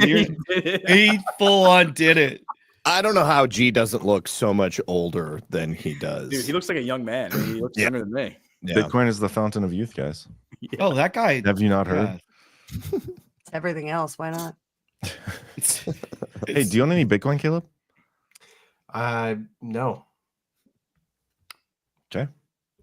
All right, But he doesn't own XRP either. So everybody calm down. We need an orange pill Gen Z, man. Maybe that's the ticket to get into Gen Z. You got to orange pill him. Yeah, maybe G's approach would work on younger people. Do you like being yelled at and called names? Do you like feeling not as smart as everyone else because you missed the boat on Bitcoin? You could have got in at $500, but now it's a cool 85,000. Yeah, feels great, doesn't it? Feels awesome. I'm sure that's how most people nowadays feel when they hear people talk about how they're Bitcoin millionaires. Yeah. And next time I go to Vegas, it's going to be for the Bitcoin conference, though. Dude, I really want to go to that. And G's talking at it. He's like, I know that's what's crazy. I think we're going to try to get a media booth there, but I don't know I don't know. We'll see. When is it? May 27th or something. And apparently, like they have the Bitcoin conference like May 27th, 28th, and 29th or something, and then the XRP conference also in Vegas. Are you going to go to that too? And 31st. Dude, there's going to be a turf war. I might it's gonna be like get them into like a competition, like Bitcoin conference is gonna let me have a media booth. What are you gonna give me, XRP? Dude, it's gonna be like that scene in Anchorman where all the like different like shit coins versus Bitcoin, like with a bat with nails in it, broken bottles, guy on fire running around. You know? Brick killed the guy. G Money killed a guy. Yeah. I saw that with a trident. It really escalated quickly. Does Gen Z do movie quotes? Oh yeah. That was not a very confident. What's your most quotable movie? Well, sorry, can you say that again? What's the most quotable movie? Like you and your friend group, do you guys have a fallback? Like you'll come in and you'll just say something and everybody knows what movie it's from. And I mean, I would say that's a pretty general question. You know, it's well, because John is like The Office. Okay. Like John will say something 90% of the time he's quoting The Office. Can't put a price tag on that. Nope. So I guess, just among your group, is there something like that, or is it a broad interpretation? I don't know. I would say broad interpretation is probably better. I don't know if we could fall back on a single movie. But I mean, it also depends. I mean, it's all set and setting, I think, with movie quotes, Yeah, true. You pull it out at the right moment for whichever movie is. Yeah, exactly. Applicable. Right. Yeah. That makes sense. I guess maybe it's just that John loves The Office so much. That's why he can literally find any opportunity to insert something from that show. Good show. I mean, but to be fair to Gen Z, it's like they haven't grown up with like decent movies being made, right? That's a good point. I mean, you're probably quoting movies that were made 20 years ago. Yes and no. I mean, I'd like to think that, I had a good upbringing and I know some good movies, but, there's definitely. Yeah, from 20 or 30 years ago. Yeah, but I'm saying movies from 20 movies that were made 20 years ago. What's your favorite movie? My favorite movie, probably Goonies. No way. I was just going to say, no way. Goonies, that's a 40-plus-year-old movie. That's my favorite movie. Do you know that Goonies 2 is It really is John's favorite movie. No way. There's going to be, they're going to, do you think that's just became best friends? It's not fake news. No, it's Steven Spielberg, Goonies 2, with everybody from the first movie. Why did they do that? Why? With everybody from the first movie? Well, because Short Round just won an Oscar. Wait, Short Round from Indiana Jones? Yeah, he's also They're not in Goonies kids anymore. How are you going to do it? Okay. He's the Asian kid. I don't remember his name. Is he grown up now, or is he still a kid? He's definitely grown up. He's an adult male, and he just won. A year or two ago, he won a Best Oscar for Best Actor. But at the end of the movie, Free Willy's boat sailed away. Dude, he's got. What are they going to do?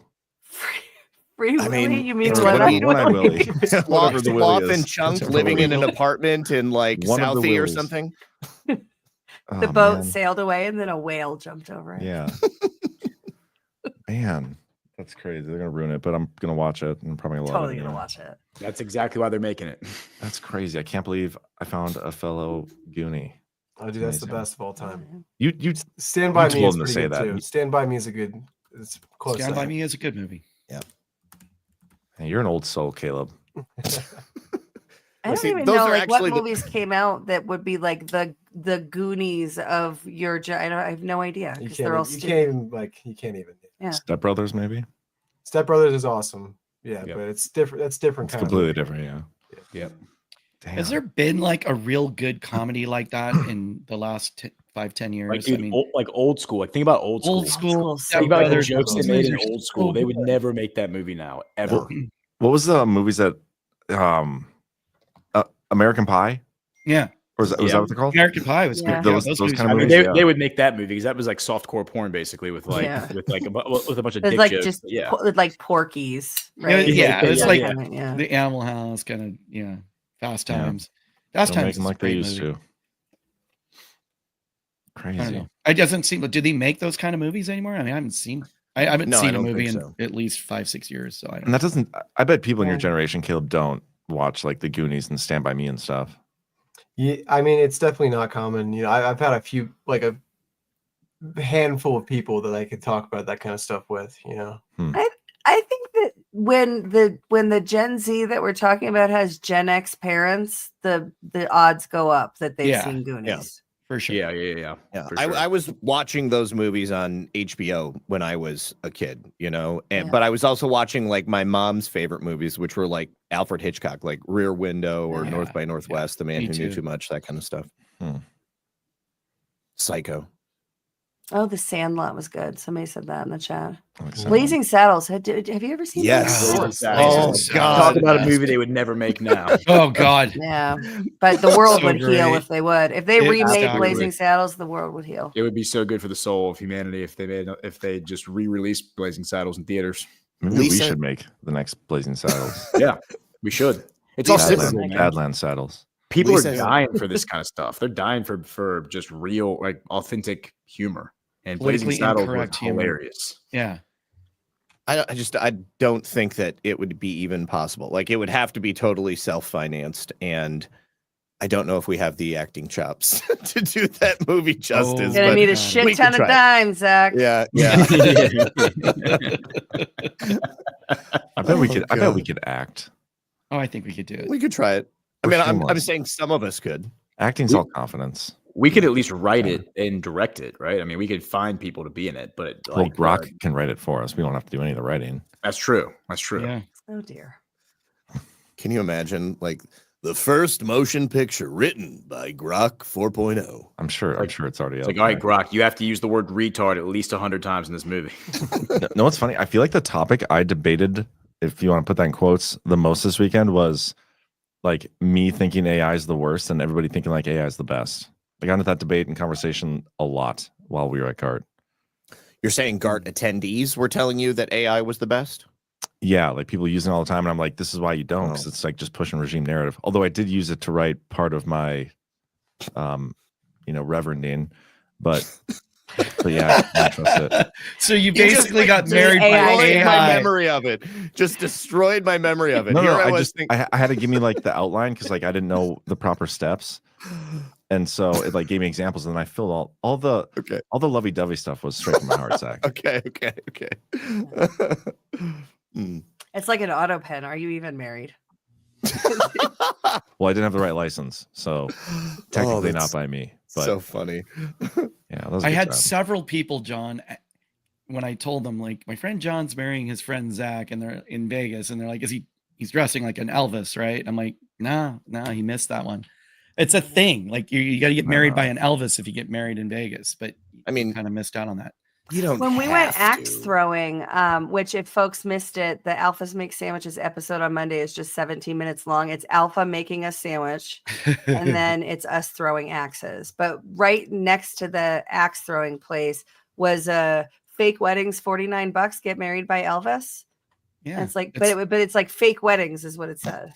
Oh, Yeah. fake weddings. So you could like not get officially married, but You go just through have the ceremony. For funsies. For the picture. Yeah, for funsies. Yeah, that's kind of fun. That's kind of fun. I thought like John and like the We have big video fat content of Elvis, like right before he died, kind of look. That would have been awesome. Wait, what? You know how like Elvis had different No, phases. I was you talking know, about the thing. Real Red Pill wife now doesn't remember the wedding. That's normal. She totally Lisa- she just blacked out. She was just like tunnel vision. Next thing you know, I'm kissing her. But she looks stunningly Yeah. beautiful. Y'all looked and great, it man. was a beautiful wedding. And Yeah, thank she you for looked letting great. us crash it in our jeans. It was video recorded though, right? It was. I haven't even had a chance to pull the footage yet, though. Oh, well, so she'll be able to watch it. Yeah. Yep. That's good. Y'all looked money though. Y'all looked absolutely money. Yeah, it was so Thank beautiful. you. She was beautiful. She was. It was a good wedding, good time. It was a good I don't know what else to discuss. Well, Zach, I it want to is- say that I told everybody that I felt incredibly horrible being at your wedding in a hoodie. I mean, Oh, it was no, it's okay. I did make him put the boutonniere on the hoodie, a though. North Face hoodie and a boutonniere. Yeah, It's totally fine. It's totally fine. I'm just glad that you could be there. Yeah, Lisa said these boutonnieres are for the men, and you don't piss off the bride. So it went on the hoodie. There you go. It was sort of the yin and the yang with you and Ghost. It was kind of like underdressed, That's right. overdressed. It balanced itself out. Yeah, and the yang. Oh, so funny. I'm just It was scrolling Twitter, very guys. You guys talk amongst yourselves. Hmm. Caleb, you got anything you want to say? Anything burning at you right now that you just really want to get out there? no, I mean, it's super cool to be at I was at Gart and saw all you guys, but to be on this side of the Badlands, I mean, this is really cool. I mean, looking at the live chat, I mean, this is something special.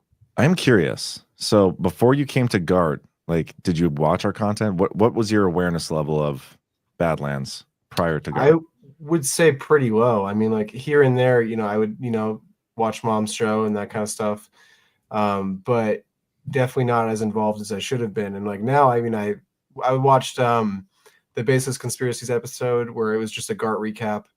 And that like I got more into it now, like have my own Rumble account. And I think having been there and seen it, I have a lot more interest. But to answer your question, I mean, not incredibly involved before that. But like, so what did you think your mom was doing when she was like? Well, "I'm gonna I go had do- like I'm gonna a go stream"? general idea, of what was going on and like saw certain clips, like, but I mean, it's just, it's so, I don't know how to explain it. You guys figured it out. Like, it's just so cool to be on this kind of like this end of things. I don't know how to reiterate that, but.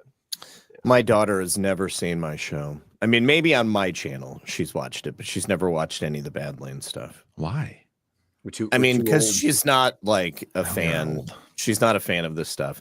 And like when I was trying to get her to come to the wedding, she was like, Am I gonna have to go to the conference and talk to Trump people? and I was like, no. I was like, you're not like you're not getting a ticket to the event. You're like invited to your father's wedding. And she ultimately, it was clear that she did not necessarily want to be there, not because she didn't want to be there, but she was in the midst of like moving and stuff. And I was like, let me just like, put this out there so that you don't feel bad about it. But are you trying to like not come because you seem hesitant? And she was like, yes. And she like started crying and she was like, I just feel so bad. I've got too much going on. And because like she sent me a ticket, like her airplane ticket, and it was like a first class ticket. It was like way more money than I was willing to pay. And I was like, hold on a second. Like I can find a ticket right now for like $300. and she was like, don't make me fly Spirit. And I was like, why not? Can't blame It's like, I would fly Spirit. And yeah, anyways, I was just like, listen, it seems like, you're conflicted about coming. And she was like, yes, I feel really bad. And I was like, don't worry about it. It's fine. We'll have our vows renewed on the beach when you're here next time. Oh, that'd be beautiful. She's not going to come next time. Oh, like into Florida. I thought you meant conference. No, she's definitely not coming to talk to us. That's for sure. Yeah. From now on, every single Gart that Lisa attends, we will have to renew our vows. Does that mean I have to keep renewing my license? Yep. You should. Cost you Just almost $50 every time. I think it's a lifetime appointment, if I'm $49.99. honest, John. I don't think that you have to redo it every couple of years. I feel like there's some sort of continuing education or something I'm going to have to do. I mean, but again, are we asking for permission from the government to do this, or right? Well, no, they have nothing to do. It's the ULC, bro. Yeah, No, Universal Life ULC. Church of Modesto, Correct. California. I forgot. Did you not get one of my business cards? No. I actually still have it. I but have forget, one. But I forget. But like, but is the license through the ULC to the government, or is it just? It's between the ULC and the big man. Yeah, it's straight to God. Got you. Okay, well that's better. At least that's my understanding of it. Yeah.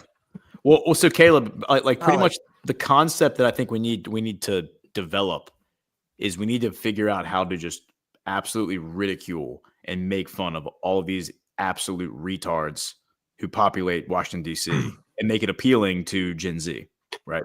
Yeah, absolutely. And I don't want to just kind of like harbor on the short form content, because like while that is a great tool that, you know, could be used to bring in a lot of eyes, like, I mean, if it's interesting enough, you know, I mean, people will sit down and watch, you know, longer form content. But like, to your point, you know, and I think this was something that I talked about with some of the people at GART, you know, your viewer base is, I mean, generally speaking, you know, very dedicated. Like, these people have been watching for a while. They understand the inside jokes and whatnot. They know you guys very well. And I think that having, you know, met all of you and being on this side of it now, like, I understand it, you know, and you guys are very engaging and awesome to listen to, awesome to talk to. But as somebody who, you know, recently didn't have that kind of perspective, like, you know, that's a big part of who you guys are, is your charisma and your personality. And I think that it's just kind of how you relay that to a new audience, which, you know, is kind of a hard thing to do. But yeah, I think that it's important to kind of branch out in terms of, like, you know, you got all these shows that are at a set, you know, like Baseless Conspiracies, and like, I guess what I'm trying to say is, you know, YouTube and Instagram and, you know, Twitter, like, you just, there needs to be more kind of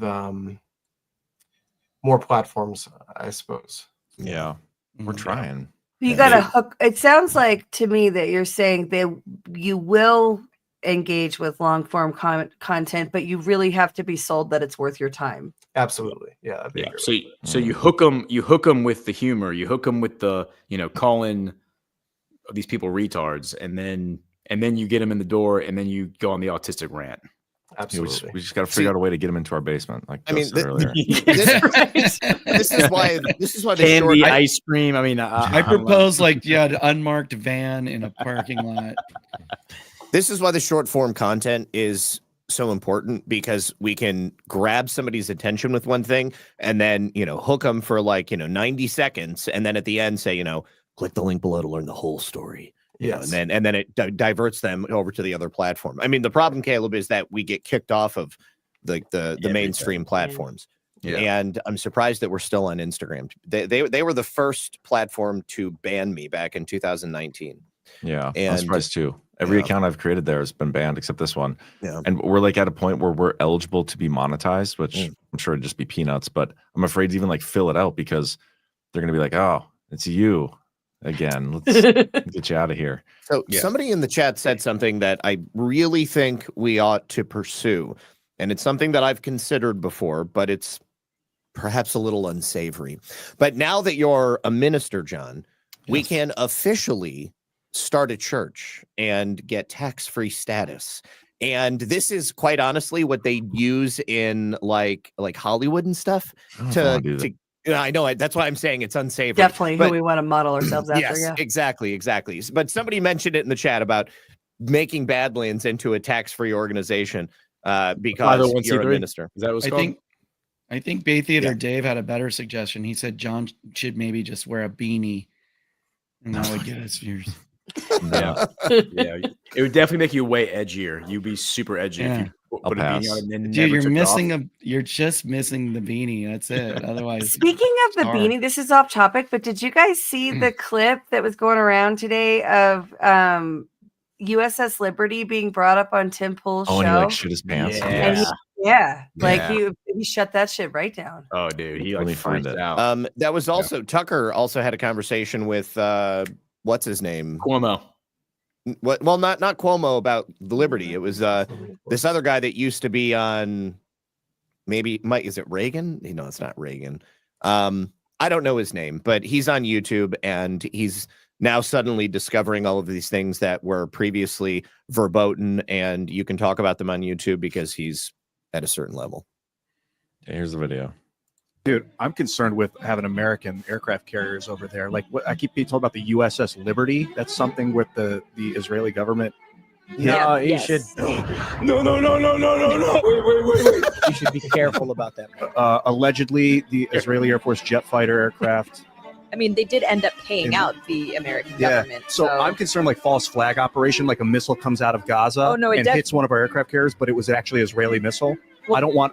We should get out of there. It doesn't. But let me stop you there. It doesn't matter where the missile comes from. What? What an idiot. That's weird, huh? That is fucking weird. So is that a new episode? Did he have Lauren Chen on after she was exposed for accepting money from the Russian government? Must be old. Implicating him? I don't know, but what is it? Doesn't matter where the missile came from. That's pretty like crazy. answer the rest of that. What the Yeah, Dude, Tim Pool is Tim Tool, but the guy in the glasses was right though.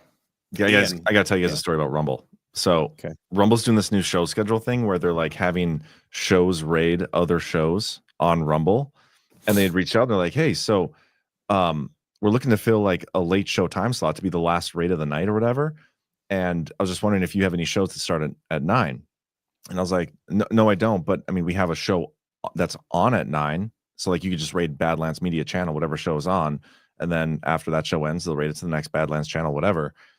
And so they were talking back and forth. And they're like, okay, well, the show that would end and raid you guys at 9 is Tim Pool's show. Yes. And they're like, would you be interested in that? I was like, yeah, totally. Yeah. But I got to be totally honest with you that I can't think of a single creator on our platform that likes Tim Pool.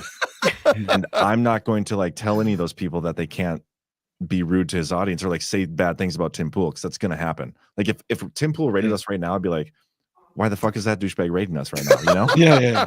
And I can't. I would welcome them and tell them about election fraud because they never sure. hear it on their show. Yeah, for that's sure. true. But Yeah. The way I said it to the Rumble guys, because I was just being totally honest. Like, you can do it, but I can't tell my guys what to say. They might say something, and they said they're okay with it. So I think that's gonna be like starting soon. They're like, oh my god, I thought you burned that bridge, dude. They're actually gonna do it. Well, dude, the I way thought you burned sold the it- bridge too. I thought that was the point of the story. No, the way I sold it was like they were like free speech. Yeah, free speech is free speech. If they don't want to watch, they'll just tune out. Whatever. Dude, Perfect. You can't handle the heat, get out of the kitchen, brother. And so that was a good sign for me, man. We should have a habit of every time we get a raid from Tim Pool, as soon as they come in, We we play this welcome clip. them and we say, by the way, the election in 2020 was totally effing stolen. And we play the clip of him not talking about Yes. election fraud or The USS Liberty. I want our audience to understand that if we're on the air and the Tim Pool show raids us, the show, whatever show you're watching, is now why we vote. Yes, Yeah. exactly. It's like, hey kids, have you ever heard of dancing Israelis? Urban moving systems, kids. Look it up. Not on Google because you won't find anything. Yeah, so we'll see. We'll actually see. It's supposed to like start soon. Maybe they won't actually start rating us. Maybe they'll change their minds. Dude, did you see that Steve Bannon went on how is Gavin Newsom, the governor of California, and he has a podcast? How is he allowed to do that? They're like $3.4 billion in debt too. I don't know how. He's Dude, yeah, trying to run for president. So Bannon went on Gavin Newsom's show, and Newsom like let him just go off on election integrity. Yeah, And I it's posted like, that the other day. It's crazy. Was it on it's like- YouTube?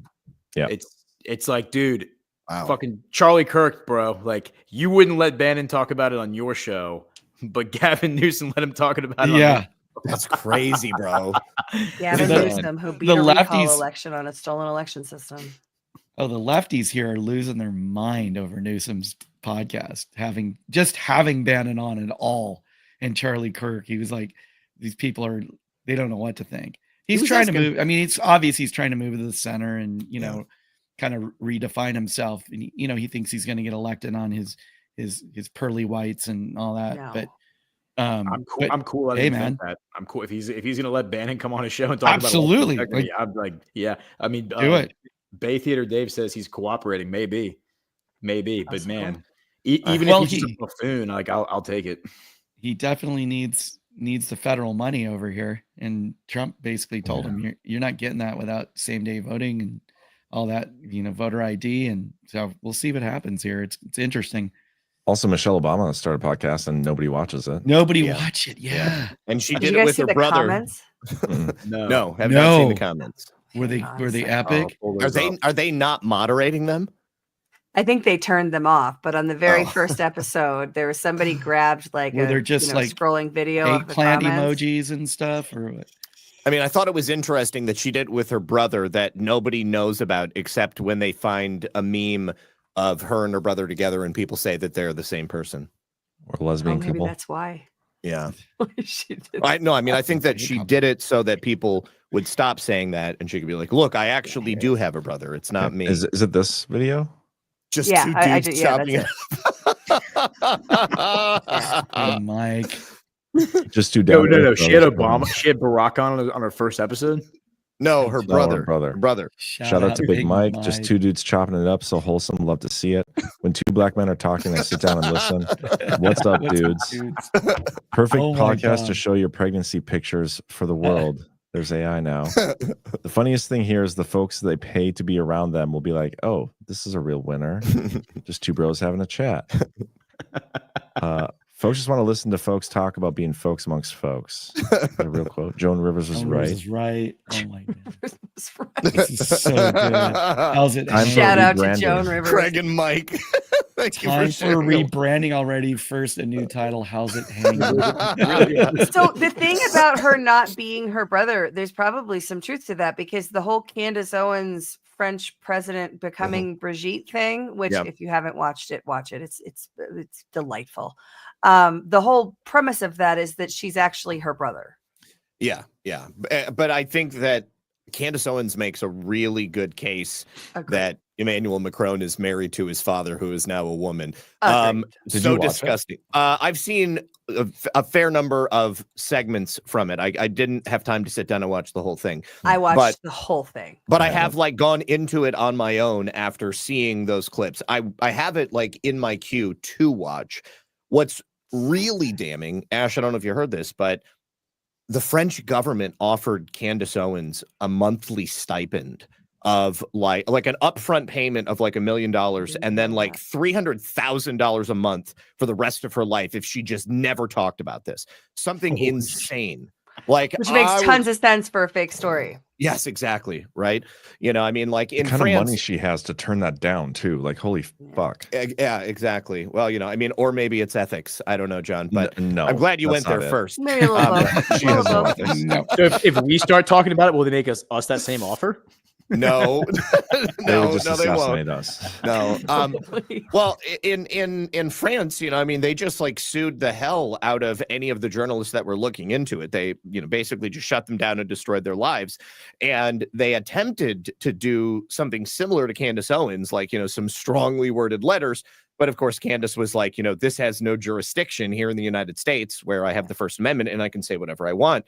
And you know, this was even when she hadn't even gotten to the idea that it was Emmanuel Macron's father. Like, it was still just that Brigitte was a trans person, you know, and like she like built it up. She built it up and then revealed at the end it was her father. As she got more and more of the story, her opinion on the situation evolved. And it was like she just basically started reporting on it in real time. And by the time you get to the idea that Macron married his dad, who is now a woman, it was like the most disgusting. Like, there is something, I mean, it's like a crying game moment, right? Like when the dude finds out that the chick's a dude and he just starts throwing up. Except I guess that Macron and his father are totally cool with it. It's super. Well, Macron has no consent in this, by the way. He has. If this is true, and there's a lot of receipts. If this is true, he's been manipulated since he was a small child, right? Absolutely. Like he has his consent was stripped from him. But I need to watch the that. show is 8 parts. There's a book coming out. But it's not just Candace Owens didn't just come up with this. There's French journalists who have been trying to cover this story, and their story is that they started covering Brigitte because she was strong, powerful, older than him. That was empowering for women. They're feminists, and they wanted to cover it. And the story didn't add up. And as they started asking questions and being blocked from access all of a sudden and things, then the French government started to, persecute them. Yep. So Candace goes through this arc, but she also reads the letters that the French government have sent her lawyers, and she goes through all of the details. And you get to the end, and Emmanuel Macron is married to his fucking dad. Yeah. I'm sold. I am like disgustingly, totally broken inside, sold on it. Yeah, I need to watch this. It's awful. Highly recommend. I'm trying to find something to do on Rumble Premium. I think that maybe I'll just watch that and broadcast it. Yeah. He'd probably sue you. Reacting to it. Well, that's crazy, man. Rumble doesn't have the complicated DCMA system that YouTube does. Yeah. Did you know that Candace Owens' husband is like friends with the Tate brothers? Like she defends the Tate brothers? Yes, absolutely. Caleb, what do you think of the Tate brothers? Initially, about a year ago, he was a super based individual. And then recently I saw a clip of him doing some pretty heinous shit. And I never really got into the guy that much because I thought it was, just kind of cringe. Like he's just a douchebag. That was his whole platform, is that he's a glorified douchebag. But I saw a video of him on Twitter with some young girl and a belt, and it was just absolutely appalling. Did you ever see the video of him talking about Hulk Hogan? Hulk Hogan. Okay, here you go. Never seen construction. I'm rebuilding my mansion. You'll see when it's done. We'll do an episode of Cribs. I had to get this area here. I bought my neighbor's house. I had to construct a specific area for the Bugatti. Anyway, that's all gonna be lit up and shit. Bugatti logos. You broke boys don't know. Listen, I recently posted a question on Twitter asking, would you rather have sex with a transsexual, which is a legitimate 10, or a woman, which is a legitimate 1? And everyone's sitting there clicking woman, woman, woman, woman, because they think they're going to be gay if they do anything else, but they're not actually thinking about the question. I am so smart. I operate on so many levels higher than the average man. You people are not thinking about the question. When I say a 1 and a 10, I mean Megan Fox with a dick. That's the tranny. Or Hulk Hogan with a pussy. That's the girl. This is the question I'm asking. Megan Fox or Hulk Hogan? So you're thinking, well, I don't want to be gay, so I just clicked the girl, the number 1, did it? You're gonna fuck Hulk Hogan? Okay, yeah, there's a pussy, but he's got mustache and muscles and shit. He's all hairy, big dude, 6'5". It's pretty gay to me. That sounds pretty gay. I don't care if it's a pussy. That is gay. Whereas Megan Fox, okay, he's got a dick, but maybe you can scoot it. Wow. Wait, it's still Megan Fox. You know what I'm saying? At least she's small and shit. You can get your hand on her neck and mess her up. Wait, mess her up. Mess her up. You up. So this is the question I'm asking. You need to operate on a higher plane. Think about He's thought so deeply about this. Yeah, that's a deep question. I mean, the question alone is we now deep. live in. What is straight? What is she gay? said. It's all a big sliding spectrum, isn't it? Because if you're going to sit here and go, oh, no, it's gay to bang Megan Fox with a dick, I counter that argument. It's gay to bang Hulk Hogan with a pussy. So which one is it? That shirt is gay as fuck. And size extra small. My only question is it a feminine cock?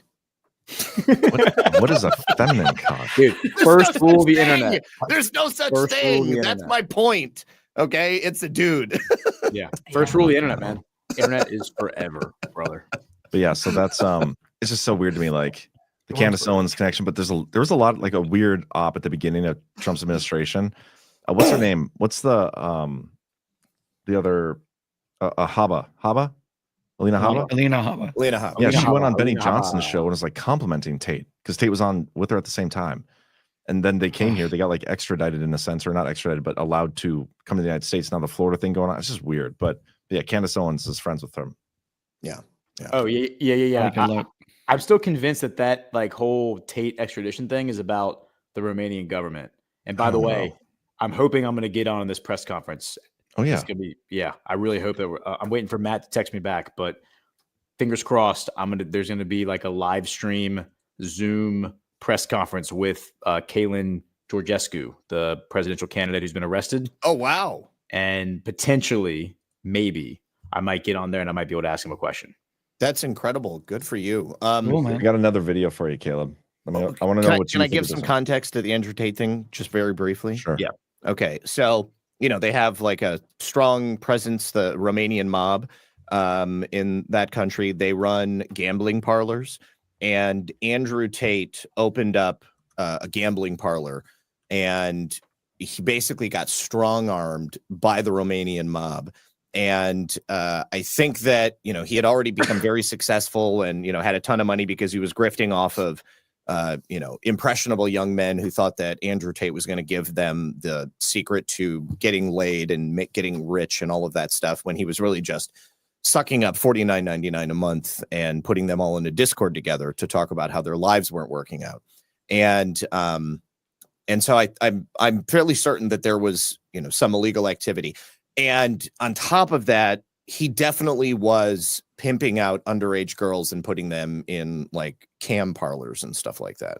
So, I mean, it's very possible that there is corruption, and I would not doubt it in Romania, but I also believe that Andrew Tate was doing some really unsavory stuff. Allegedly, yeah, that's what is being I believe alleged, it's my certainly. belief, my opinion of my belief. Okay, next video. Yikes. This is some more like, again, higher level of thinking. We're not smart enough to think like these people, but here you go. I believe that if I were the benevolent dictator of the world, I would legalize bestiality where you are giving, you are pleasuring the animal. You see what I'm saying? Okay. Holy shit. Why did that happen? It's the dumbest thing I've said. It really is the dumbest thing you said. No, I'll tell you why. Because there's was the case that we covered where there was Look at her a face. guy or a girl or something that was pleasuring a horse, and the horse came to a conclusion, right? So who got harmed? Said every rapist ever. Yeah. That's Hey, the I guy mean, Charlie Kirk gave the forgiveness tour to at TPUSA like 2 months ago. Yeah. Remember, he had him on stage and this sit He down sure one-on-one did. Q&A. Yeah. Well, Anyway, he's- Caleb, what are he's- your thoughts on that? Who is that? Cenk Uygur or Cenk Uygur. the Young Young Turks. Turks. Yeah. They were like trying to do like the edgy thing on the left a couple years ago, and they've run their course. You never heard of the Young Turks? They were like the good, it died off. left-wing alternative media for a long time, and they were given a platform like almost instantaneously. They had like a TV channel, YouTube, etc. And now even they have moved away from the ultra radical left-wing positions, but obviously Cenk still wants to pleasure a Clydesdale every now and then, which is totally normal for Turks. Oh, snap. Nothing, of course, that was only a joke. And- It was only a joke. Wow, too far. It's very topical with Dr. Oz being in his confirmation hearing today, because I just learned that he's Turkish. So Oh, I thought he was Armenian. Land of Turkish immigrants. How did they find out? So he was his Turkish? Trumpomanian name is the Ottoman. That's his Trumpomanian name. So What'd you What the say, hell? John? No, I was just wondering if he was like, how did we find out the Turkish part? Like, Oh, was I he don't- pleasuring a people horse in yeah, the we're chamber saying or it, and something? I went and looked it up, and Yeah. it appears according to mainstream The sources. internet. Yeah, the internet says so. Must be true. Well, what the hell? He did well, though. It was a, somewhat entertaining hearing. It looks like he painted his hair because he has like silver hair now. It looks like Yeah. he painted his hair gold. So I wonder if Trump like spray painted his hair gold as part of him being allowed into the administration. We'll let you in, but you must let me spray paint your Yeah, hair. yeah. I mean, it looks like somebody took a spray paint can and went like right across.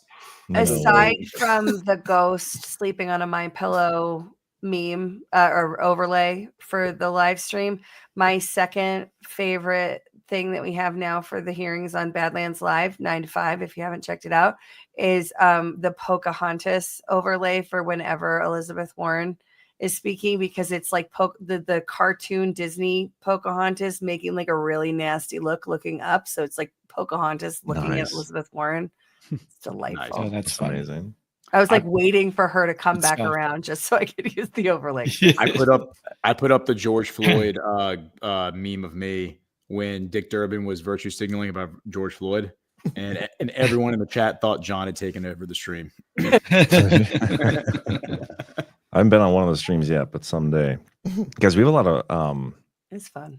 we have a lot of rants do we it. should start going through. Yeah. do it. If you guys are game. By the way, like I said before, if you got your virtual or in-person GART tickets, you have been emailed to the email you signed up with for those tickets, the opportunity to buy tickets to Plymouth. So if you plan on going to Plymouth, which is 6 weeks away or less or something crazy, I'd encourage you to get that because we are putting them out publicly tomorrow night during the power hour. So you have till tomorrow night to get on the tickets. Get on it. Get on it. All right. Cam Cooksey, nice to see you, Cam. Says, Cam. let the shenanigans begin. And there were some shenanigans tonight. For sure.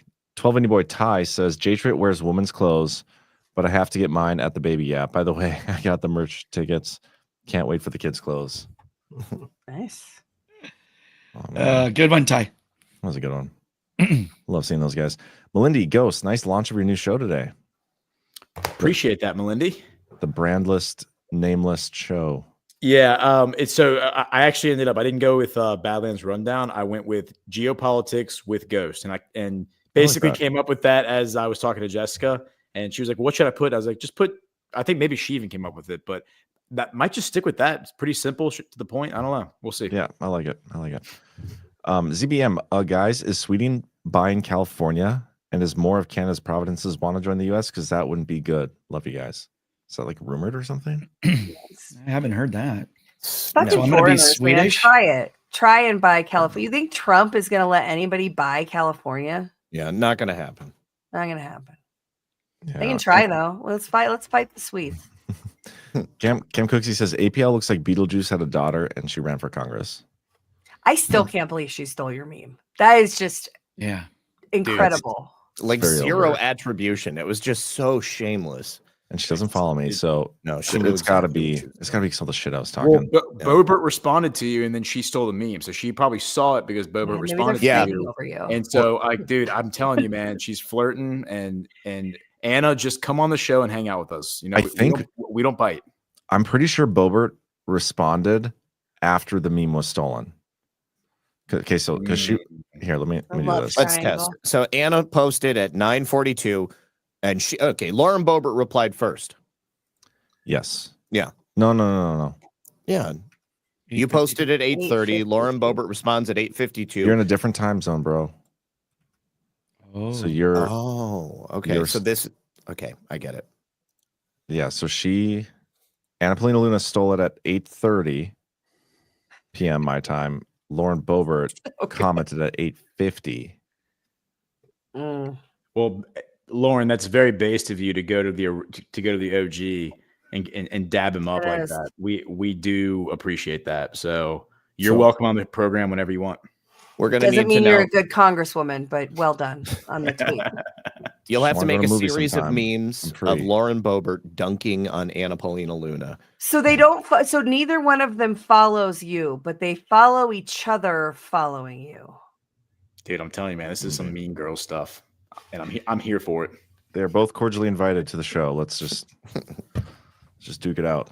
Let's just get it over with. As long as I can go to a movie with Bobert, that would be Dr. J.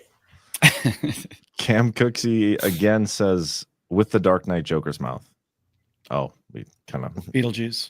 That's some time in between there. Keith O'Higgins, nice to see you, man. MTG was impressed with the new guy's Jewish space laser, especially how it works with old growth bushes. Oh man, It's good to meet that dude. Racking him up. Yeah, Keith. It was an honor to meet Keith O'Higgins. Wait a second, Keith. You know, he's exactly how I pictured him. He was that's at what we guard. said on Wednesday. Yeah, we were like, if you could picture what Keith O'Higgins looks like. Keith, you're kidding me. I can't believe you were at GART and you didn't even introduce yourself. What the Yeah, hell? you were busy, bro. I'll send you a pic, Zach. You didn't want to ruin your wedding day. God. Yeah, Melindy probably my says, most panicky moment was we got off one of the panels and I'm walking across the room and Keith O'Higgins and my mom were involved in a very deep conversation. And I'm like, this is weird. But it was actually like I don't forget what they were talking about, but it was serious. Wow. So Keith can be serious, FYI. It's good to know. Yeah. Melindy says 3 cheers for Harriet Hagman, the super smart and sassy rep. How about some timeline cleanse stuff from her? She is great, and she kicked Liz Cheney's ass out of there. So Yeah, that's good. Tamara C. Flats, a $5 for the rental fee. There you go. We'll get about 80 cents. Sabro Badeau, Zach, I can help you. This is my expertise. Yeah, people are supposed to email you. Yes, I responded to you on X. Tin Man at $12.95. Zach, I think you should get a hybrid Pacifica. No, never. I will never even rent one again. Vegas Deplorable 26. Zach, once you get your car to a shop, the shop will further inspect it and they can recommend the totaling out or further repair to your insurance. Yeah, no, I definitely figured that. I just didn't want it to go to a shop that Progressive was controlling. Angie K, you sue her insurance to get the full replacement of what you lost. We all have the same insurance companies, so I have full coverage. I don't need to sue. I mean, they're going to replace it if they total the car. Post for Hope says your back is out. CJ Hurley, my back. CJ Hurley 1961. Jobs pick in the Congressional Women's Bathroom. What? John's, I think that's supposed to say, and might not be far off. Probably. I doubt it. It's probably there. Yeah, you guys might be right. I'm gonna have to go into that woman's bathroom and find out. Babbage 3. It works for Sarah McBride, so that's true. Babbage 3. It occurs to me that if I died, my family would find my laptop with hundreds of pictures of Gordon on it and no answers to all the questions. that makes me so happy to hear that. And gosh, and if Gordon, another wrinkle that just really adds to it. And if Gordon dies, we know that Babbage has hundreds of pictures of him on her laptop, and she'll be suspect number 1. Jackie Espada would love to talk socials with you, John. I've been in the social media game for a few years now and have some ideas. Thank you, Jack. You'll have to do that sometime. Ghost Smith 801. No offense to Caleb. That's not how you spell his name, so I'm already offended for him. But Instagram and TikTok is a short-term memory. Think long-term. Well, I think that the whole point of bringing that up was to gain the younger audience, and the younger audience isn't on Rumble. Like, I hate to say it, but that's how it is, So short-term, perhaps, but if you want younger people in here, you got to branch out. Yeah, and like I said earlier, we use that as a tool to reach the new audience and then funnel them over to the platforms where we have the deeper content. And that's when we indoctrinate them on Rumble. Yes. And once again, this is why we start a cult. And that's how they end up in Ghost Basement. Yes, ultimately, but we'll get there. There's a few steps in between. This is going to work perfectly, guys. Posted for Hope, short clips on 5 million in condoms to Gaza. Yeah. We'll get right on that. Melindy, perhaps a more pertinent question for Caleb's generation is how they can be interested in civics and becoming change makers. That's good. Like, what do you care about? It's pretty broad. Not you, but like the like what is it that's going to make you actually want to engage and make change? Because I feel like there's a lot of dooming out. Yeah. Like one of the reasons that I fought so hard for election fraud is because when he was like 6, how old were you in 2020? 16. Yeah. How old your son is? Yeah. Well, it's math and I don't do math. But he's told me that corruption always wins when he was like 16 years old. And I'm like, oh, the fuck it does. And I mean, No, good for you. I mean, like as Bannon says, does your generation realize that y'all are all going to be like Russian serfs? It's like that. I feel like that's the dooming that we need to break through, and the golden age hopefully. I don't feel like that's dooming. Like sometimes it's not dooming; it's just recognizing reality. But I mean, if you don't think there's an answer, then I mean, what else do you do, right? But I think a lot of it plays into laziness too, because dooming is a good term, but like, people would just rather not care. Yeah, for sure, dude. I mean, dude, people my age are like that. So yeah, it's true. Okay, let's keep going. Posted for Hope, USAID has lots to make shorts about. Yeah. Keith O'Higgins, does Caleb Watcher entertain time to the man on the street interviews? That is how the Hawk Tua girl blew up. I think that could be a great tool because, like, yeah, when you have huge, like, I think the psychology of it's really important. When you rush up on somebody, you got the subtitles in your face, and they're asking them a question, like, that's engaging right off the bat, and I think that could be a great kind of tool to use to man on the street interviews in Denver, in college campuses anyway. That's what we're gonna do, Caleb. We're gonna send you out in the streets, and you're just gonna talk blowjobs the whole time. Love it. Till we go viral. Love it. That's like a great career plan. Yeah. Mom approves. I've got I Daytona actually Beach could right see that here. working. I could see like not the blowjobs part. I mean, maybe, but this man on the street thing. Megan Fox the dick, it Oh, depends. for fuck's sake, no. Hey, don't censor him. Ash. Hey, true. No censoring. Using Andrew Tate to groom my child. I didn't do anything. I was showing him what a higher level of thinking looks like. Yeah, it's very high level. Trying to educate him. Tess Ved, figure out how each newscast or executive order will affect that generation now and in the future. Put it into a short headline to get their attention and send them to a link to learn more. Perfect. Mm-hmm. I feel like nobody that generation is going to open a video about an executive order, regardless of how you package it. But maybe I'm wrong. I don't know. Unless you made a joke about Mike Johnson's package, then they might laugh and open it. But maybe, but they wouldn't get it too because that's almost an inside joke. Or breaking Anna Paulina Luna inside, and then it's the executive order on how she has nothing to do with declassification. We should just start putting the Anna Paulina Luna bikini pic as like the thumbnail of every video we post ever. That would be genius. I mean, we could do her and Bobert.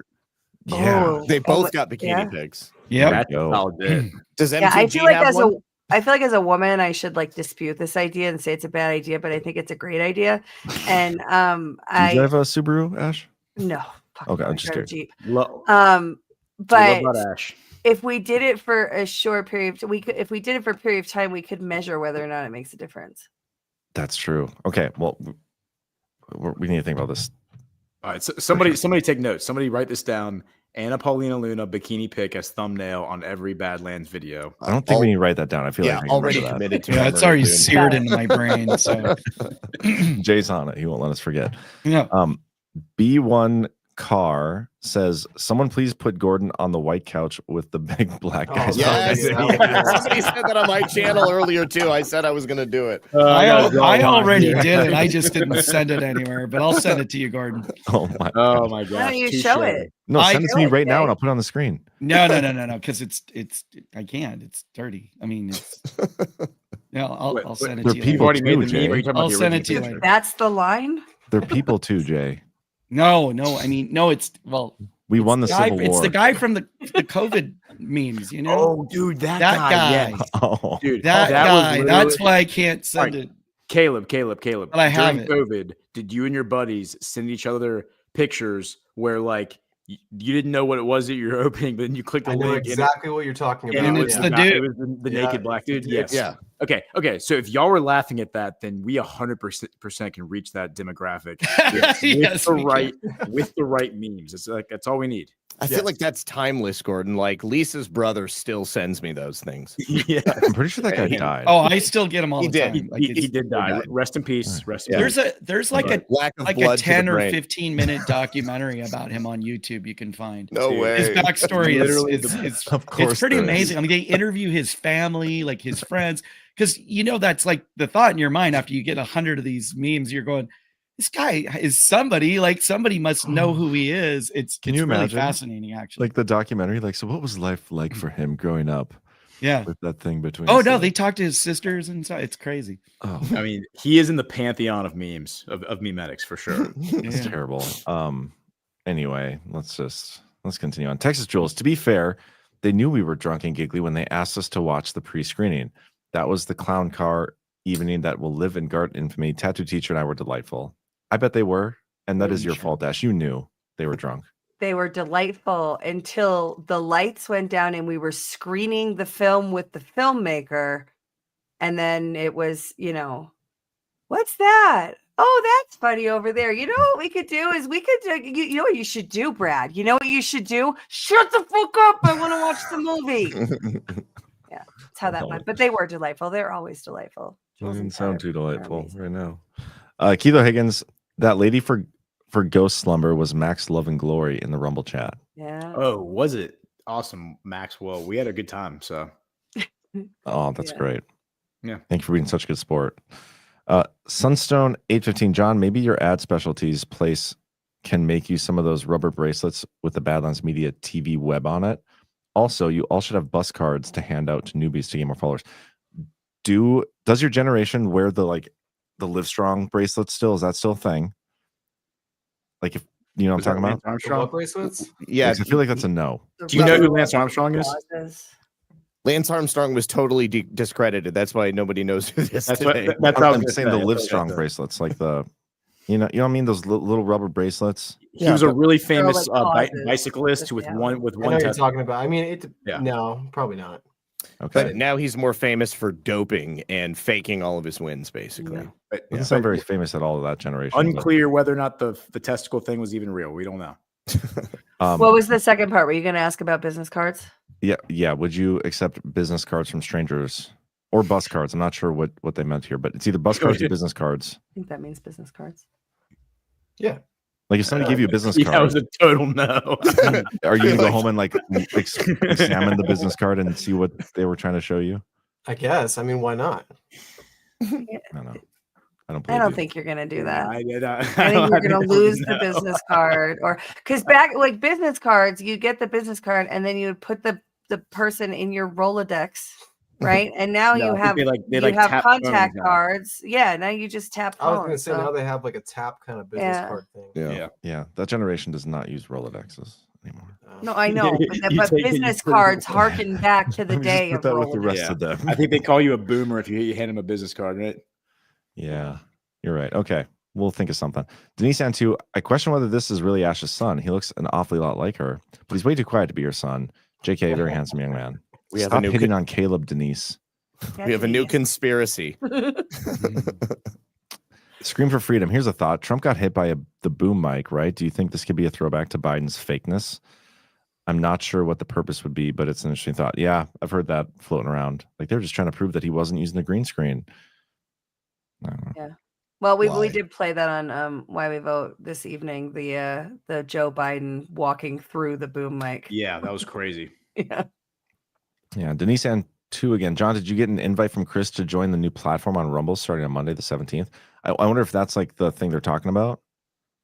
But I don't know if it's a new platform. A new platform. Like where they raid each other a bunch and we're gonna be like, who's Tim Pool? You know? I think that's what they're talking about. But Dude, we need to prepare for that. I mean, if you want to be part of the Rumble Creator Program, you've got to do a minimum of 5 hours of Rumble premium content. I don't think month. that's what they're talking about. Okay, because I don't know. I mean, I think the program is like, I don't think she meant platform. The program is this like raiding thing they're doing, the raid train or whatever it's called. Okay. So yes, we kind of were, but we'll see if it happens Monday. Fernie65, Asher's son is sharp and well spoken. Not surprised. The apple does not fall far from the tree. Proud mom. Thank you so much. I like him. He's Cam- also not quiet, but it's like his first show ever. So. Yeah, this is a little new. And there's a lot of us. And his mom's in the room. So And like his mom's in the room. Yeah. Yeah, true. And we're talking about like blowjobs and and having sex with Megan Fox with a dick and stuff. Like, yeah. Probably a little awkward. Wonder who's more awkwarded out by the conversation between you two. I think we're both. It's not. It doesn't. Yeah. doesn't phase yeah. us. Yeah, Well, we talk about this stuff all the time. Having a camera on you. I've actually never seen that Hulk Hogan thing. No way. I've played that so many times. I know. I just have. I missed it. I guess I haven't seen it. It's horrifying. I played that. And he's obviously thought a really lot about it, which says a bunch. It does. Cam Cooksey, glorified douchebag in quotes, and then Caleb in America. Speak of the devil. Let's see if I think we got a couple more. I just forgot to make them separate tonight. So okay. Angie K. Oz said he was Turkish at Trump rallies and that he fought in the military because it was required by their laws. Interesting. Dude, he's an Ottoman. Yeah. We got Snowcat operator saying Una Panuna Banca.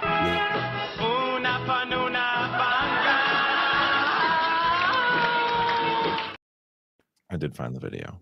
So awesome. Have you seen that before, Caleb? So it's kind of an inside joke that you have to watch Chris Paul, right, to understand. But when Chris Paul hears Anna Paulina Luna, he thinks of Una Panuna Banca from Buckwheat, right? That's right. Yep. And then he did a podcast where every Rumble rant where they said APL over $50 or $20. Yeah, and so he ended up playing that clip like over and over and over and over again. Yeah, and then we definitely knows. Yeah. T7, have Caleb go to a different town, cities, and interview Gen Zers on the streets like other podcasters do. Ask them questions and promote Badlands Media. It's just that simple. idea. It's not a bad idea. We should do that at the next GART in Plymouth. Like go to Boston for a day and just do that stuff. That'll be. Can we wear ice jackets? I figure out a way not to. We'll have to get security or something. Yeah. Try not to get stabbed. The Liberty Line. Let's see Ghost's hair pick from the roof at GART. Dude, that picture is so ridiculous. I can't even believe that's real. That's pretty nuts. I don't have that up on me. So, Salamander ODA, what does Caleb think about Big Mike? And has he seen that Joan Rivers clip? Has Gen Z good short clip material? I have seen the Joan Rivers clip. Genius. Have you seen the Ellen DeGeneres clip? I think I know what you're talking The about. dancing. Yes. Yeah. It's like where you see it very clearly. Undeniable. Yeah. And I have not shown him this, by the way. Like this is all organic because it's so that it is breaking through. Yeah. No, I'm glad you're not showing your son those videos. Well, yeah, but that's the thing is like he's come and I know John's gonna ask me which one and I can't think of one, but like there's times that he's come to me with conspiracy theories and I'm like, oh, that's something I hadn't thought of before. Which one? I don't know, John. But I wasn't gonna say I'm thinking that too. I still remember the first time my daughter came to me with that Michelle Obama clip from Ellen DeGeneres, and I cried a little bit. It was a proud moment. That's funny. Vegas Deplorable. Hey guys, ask Alpha to show you the sword I hooked him up with. You gave him a sword, but not us. You have a sword? What the hell, bro? That's pretty sweet. That was pretty sweet. That might be all of them. That's all of them. That's because we didn't get swords. Yeah. It's a bummer. Anyway, guys, well, this is fun. Caleb, we're gonna have to have you back on. Get you your own microphone. I'm excited. Studio set up, maybe. Yeah. That's a good start. Good start. Solid start. Thanks for coming to Vegas. That was a lot of fun. A lot of fun. Are you going to Plymouth? I hope so. Okay, cool. So his birthday is the Saturday, I think. Birthday party. Yeah. Ooh, deal. Nice. Yes. I get to throw your birthday party. Dibs. All right. Looking forward to it. Okay. Sweet. How old are you again? I will be turning 21. Oh, okay. Really? Deal. At GART. I am on it. This is gonna be so much fun. Okay. Oh, also because Caleb is on, like my entire extended family is probably watching for the only time after this show. Oh no. But I did say that we would give a shout out to Mimo, so we have to give a shout out to Mimo. Everybody say what's up to Mimo. What up, Mimo? Apologize for everything. I did not think of any of that. That's all good. They're fine. The Jews. Just had to get that in there. Now we can end the show. So thank you everybody for tuning in. Appreciate y'all. See you tomorrow night on the Power Hour. Yeah, I guess that's all I got. So any parting words to you guys? Thank you for being here, Caleb. Such warm welcomes. I mean, thank you guys for having me. I really appreciate being here. Of course, man. Good job on the Yeah, first it's great time. having you, man. Popped his cherry. Good to go. Yeah. Awesome. See you next time. All right. See you guys.